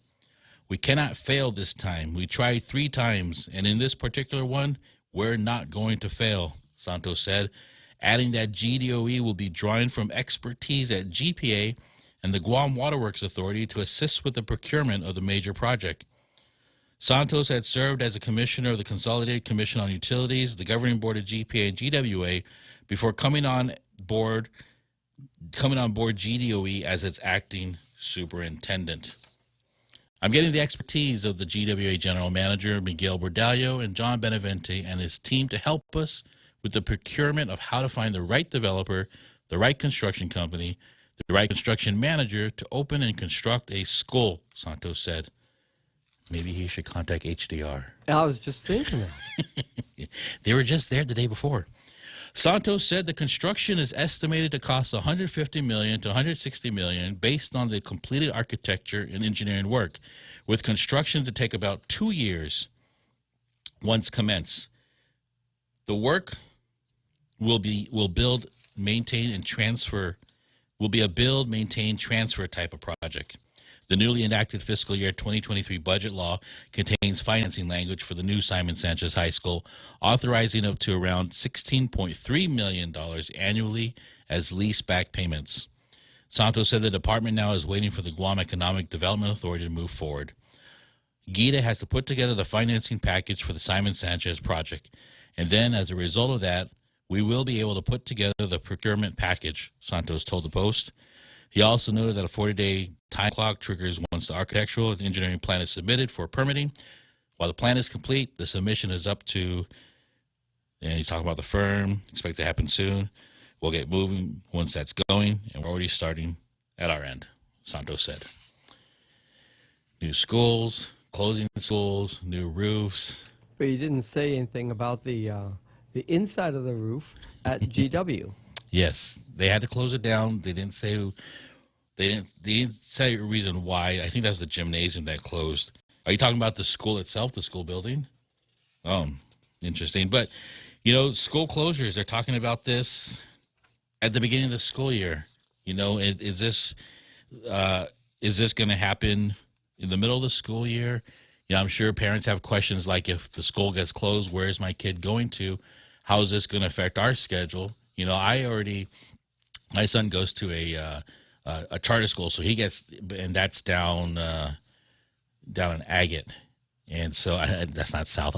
People always say it's south, but that's midway Guam. But we're up in Jigo, so he has to get up at 4 a.m. just to get to school.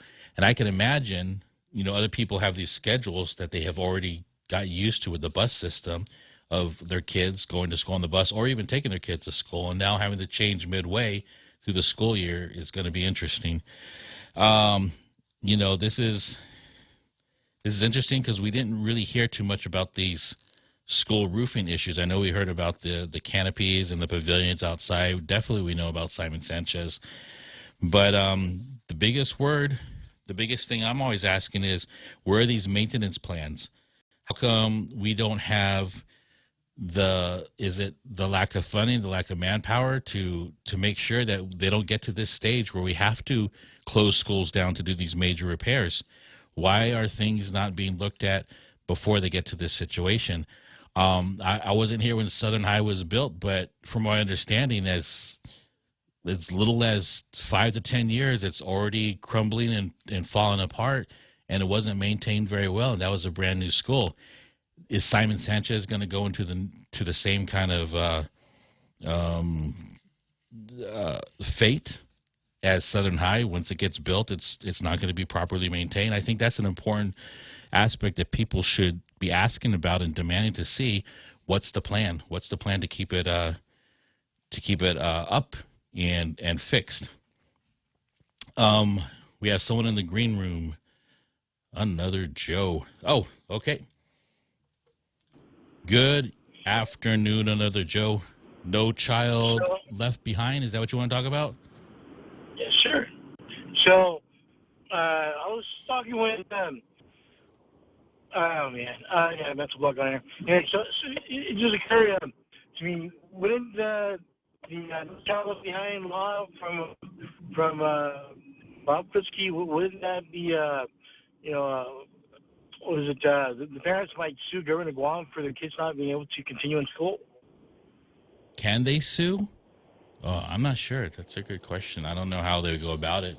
Well, the right now, if the under the law, which is a policy of the government of Guam, if the school buildings are not adequate, then they can already sue. So maybe they should be suing now, or they should have been suing up in Simon Sanchez. But now, if the schools are declared unsafe, there would be a stampede out of those buildings. I see. Is that what you're talking about? I mean, I don't know how much government of Guam can afford being sued. Are they going to have to address that law and say, hey, what will they do about that law? Yeah, that is interesting. I'm not sure also how much a hand the superintendent has in these issues as opposed to the board. does in determining what happens. But he's probably just relaying information. But yeah, I possibly they can do that. I don't have any information on that. I'm not well versed on this law that Bob Klitzkie, I think he was the one that authored. Yeah, he did. And the law basically allows parents to compel the government of Guam to address it. So Guam's okay if as long as they're addressing it. Yeah. If they're not addressing it, then they can sue. But the benefit of the lawsuit doesn't go to the parents. It goes as a court order against the government. Got it. The other thing I'd like to bring up, gentlemen, is isn't it the board of the Board of Education that chooses the superintendent of DOE? Yes, it Board of is. Education. And aren't they up for election right now? Yes, they are. Yes, sir. So I just want to put that out. There because there's a whole lot of woke going on here, gentlemen. You know what I'm saying? Boys can be girls and girls can be boys. And the people who you choose to put in Board of Education will determine that you want your superintendent to be telling you your boy can be a girl, your girl can be a boy, and guess what? Your parents have nothing to say about it because you're terrorists. Oh. Like they did say something. Well, I don't think hopefully our Attorney General doesn't go that far, but you're right. That did happen. I think that was walked back as soon as that was revealed. But, yeah. I'm just saying because, I still believe in our creator, Jose. I still believe we got a creator. But I think some people are trying to convince us that, oh, no, you're not supposed to mention that because it's too controversial or you're bad because you're not woke, and how dare you put your religion on us. Yeah. And anyway, thanks for your time there, gentlemen. I'm just going to keep listening, okay? No problem. Thanks for calling in another Joe. Yeah, Joe is saying that he is not for translucent people. I think the bottom line. I'm just wondering what scales they're going to But you know what? He was very transparent in his thoughts. So we'll give it to him. Give it to them there. Give it to him there. So yeah, the other thing that I have a question, and this was brought up in the article that Francis Santos is a former CUC member. Is he former or is he? He was a CUC member before he became the. Oh, he served as a commissioner. Yeah, but is that past tense or is it current tense? He served as a commissioner, but is he still on the CCU? My understanding is that because I think he's running again. I think he mentioned that on There's no radio. reason for him not to be. No, but what I'm saying is It should have been past tense. He's the superintendent. There's this stuff going on. Is there a concern that there's no one at the helm? That he's there temporarily, and he said that, and I have no problem with that because he's interim. The board does need to choose a superintendent or have to pick one. I'm not even sure what point of the process they're in right now, but this is an interesting thing to have been handed on to the interim superintendent from John Fernandez. We didn't hear about these issues before, did we? No. Yeah. John didn't say anything about him on the way out, except Simon Sanchez, of course. Yeah, which has been ever since. Now we've got Francis Santos with a full head of steam coming out of another autonomous agency. And then he's going to be going away, and another new person's coming in. That's not it. Will all these things be put in place before the next person comes in? And perhaps he's the best person for the job. Because the next one may not want to have this on his or her plate. Right. And maybe the board wants to say, okay, let's take advantage of having Francis here, and we won't have to pick somebody who has to do CIP work. And that's up to him. That may be up to him telling the board, this is your opportunity. Yes, that's true. That's very true. You're listening to Tall Tales on KUSG. Let's go to Churchill Downs. Daryl, and we'll be right back after this.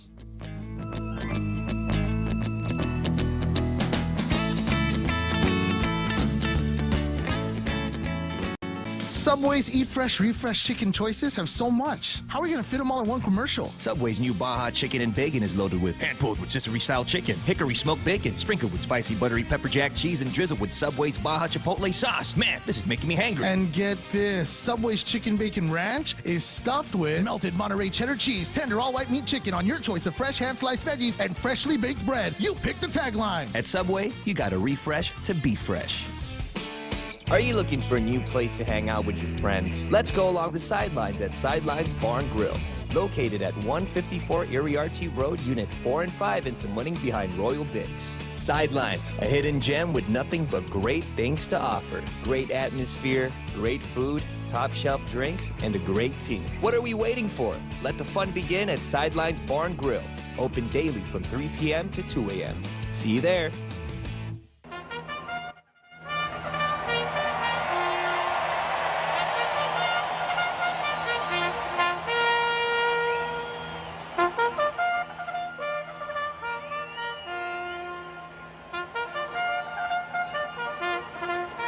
Churchill Downs, the last few minutes of Tall Tales of the Week. We're going to be off the air. No, we're going to be on the air here at the point, but Tall Tales will be off the air for 2 days until Monday.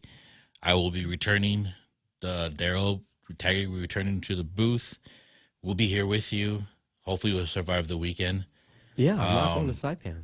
Oh, no, you're not going to Saipan. No, you have to no. be here. You have to push my buttons.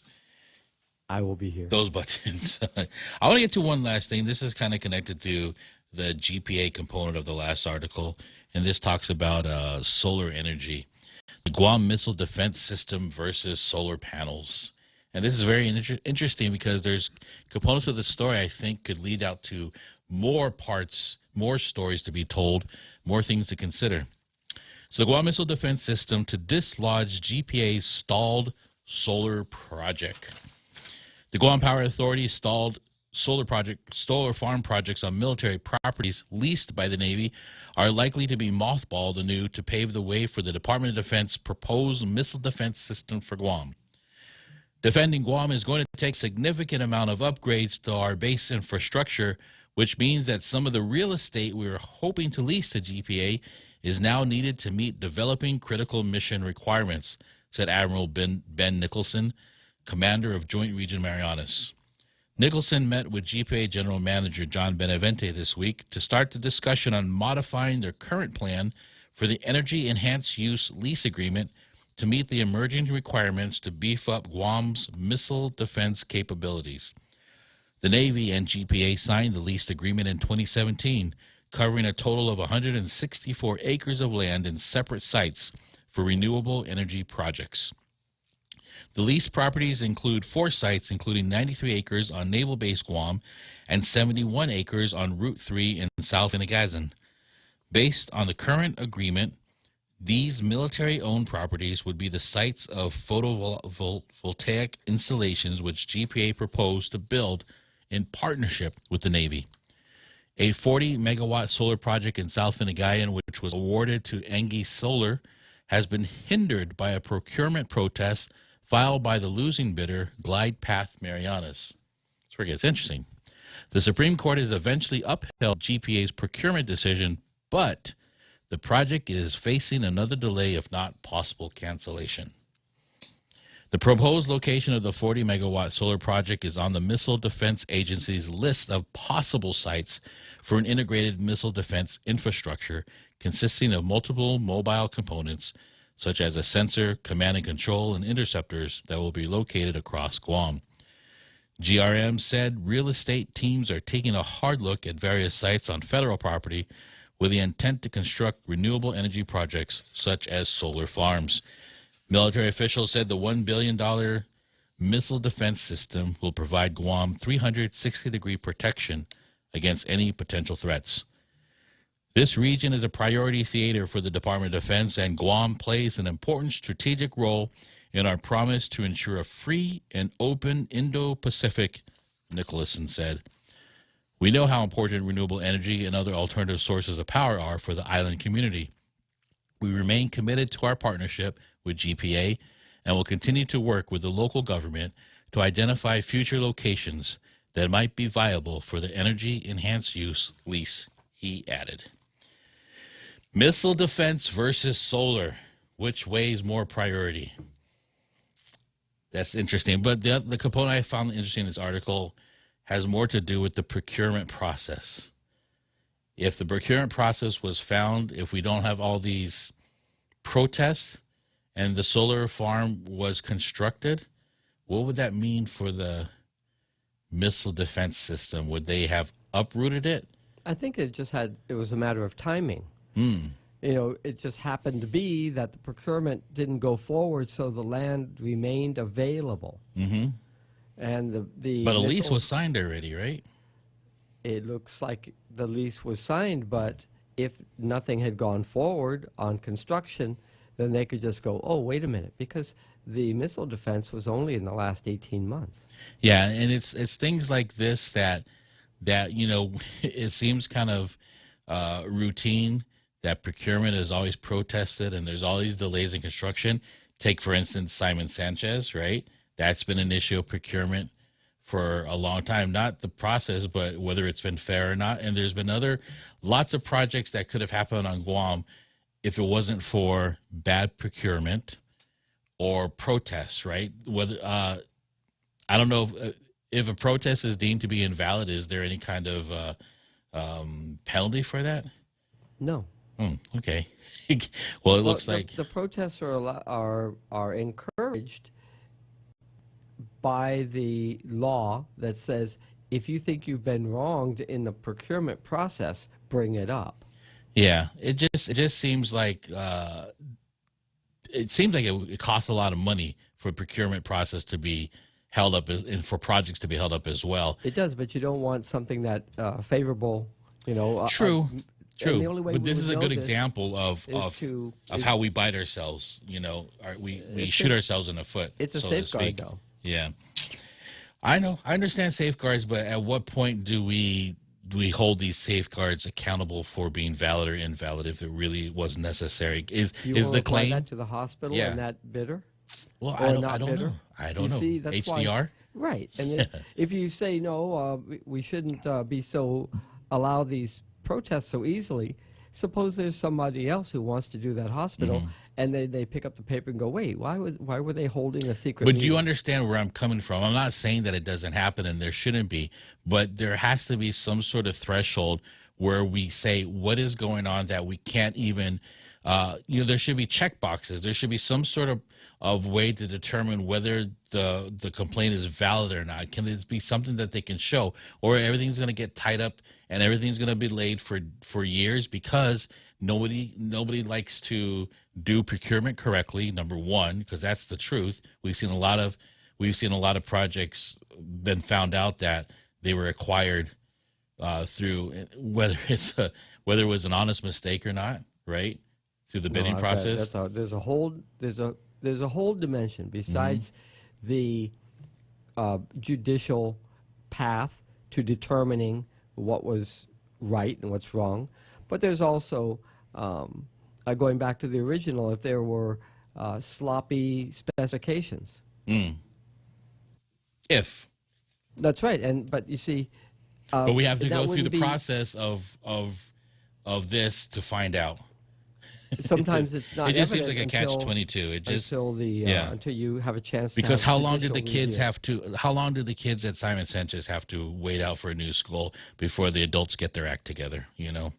And that's all I'm saying, because this ties into the frustration I feel as a regular citizen watching these processes just delay a lot of things here on this island. And I know it sounds good to say that there's protections, but how many are just because they lost the bid? And not because there really was something, and we're just waiting for discovery. Like the airport? I don't know. You're finding cases that have been, but how many have been because of they lost the bid? Well, then perhaps there should be a little tweak that says if you lose and it's found to be frivolous, that you do have a penalty to pay. And I think the losing side has to pay the attorney's fees of the winning side. Like a court case. Yeah.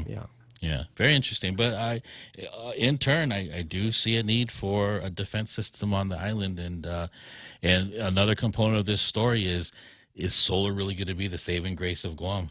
You know, if you want to talk about real estate, because we don't have a lot of real estate on the island, how come have we had discussions on nuclear energy? Yeah, that's right.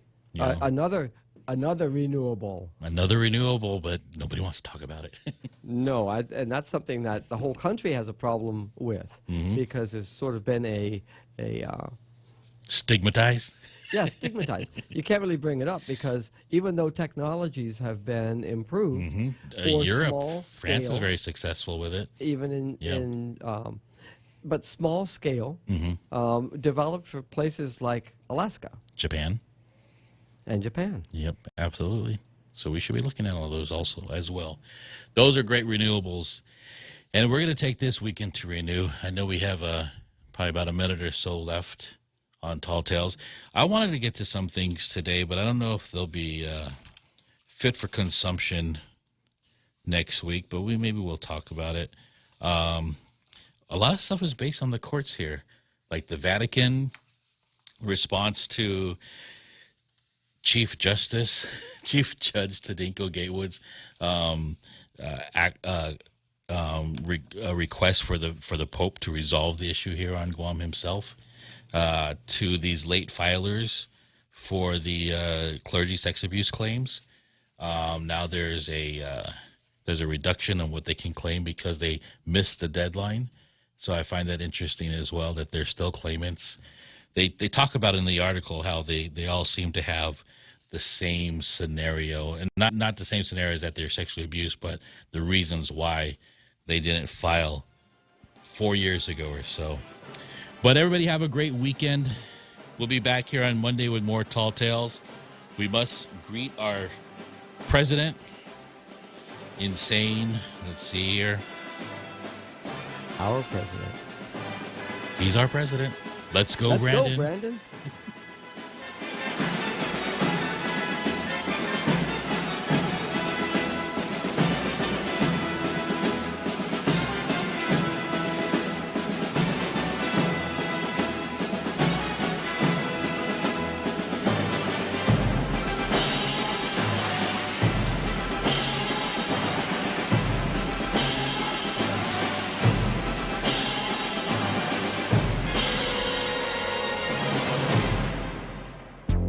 The Point is KUSG, Hagåtña, Guam, 93.3 FM and 104.3 HD3.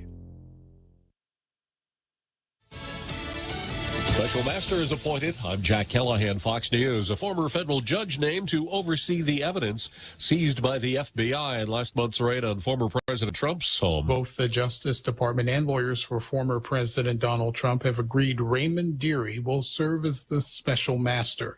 Dearie, a former federal judge in Brooklyn and federal prosecutor before that, will have to sort through the seized material and decide what, if anything, qualifies as privileged material. Fox's Gernal Scott, the judge has given Dearie a November 30th deadline. She's also rejected a government motion to allow government prosecutors to continue to examine some of the documents seized in the raid. The Justice Department is expected to take the special master issue to a federal appeals court. President Biden speaking to the Congressional Hispanic Caucus last night, branding as political stunts the transport of migrants from Texas and Florida to sanctuary jurisdictions, including Martha's Vineyard. California's Governor Gavin Newsom demanding the Justice Department get involved. He's calling for the DOJ to investigate Florida Governor Ron DeSantis' decision to fly several immigrant families to Martha's Vineyard. Newsom actually sent a letter to the Attorney General, Merrick Garland, on Thursday, imploring him to investigate potential criminal or civil violations, including, quote, charges of kidnapping and alleged fraudulent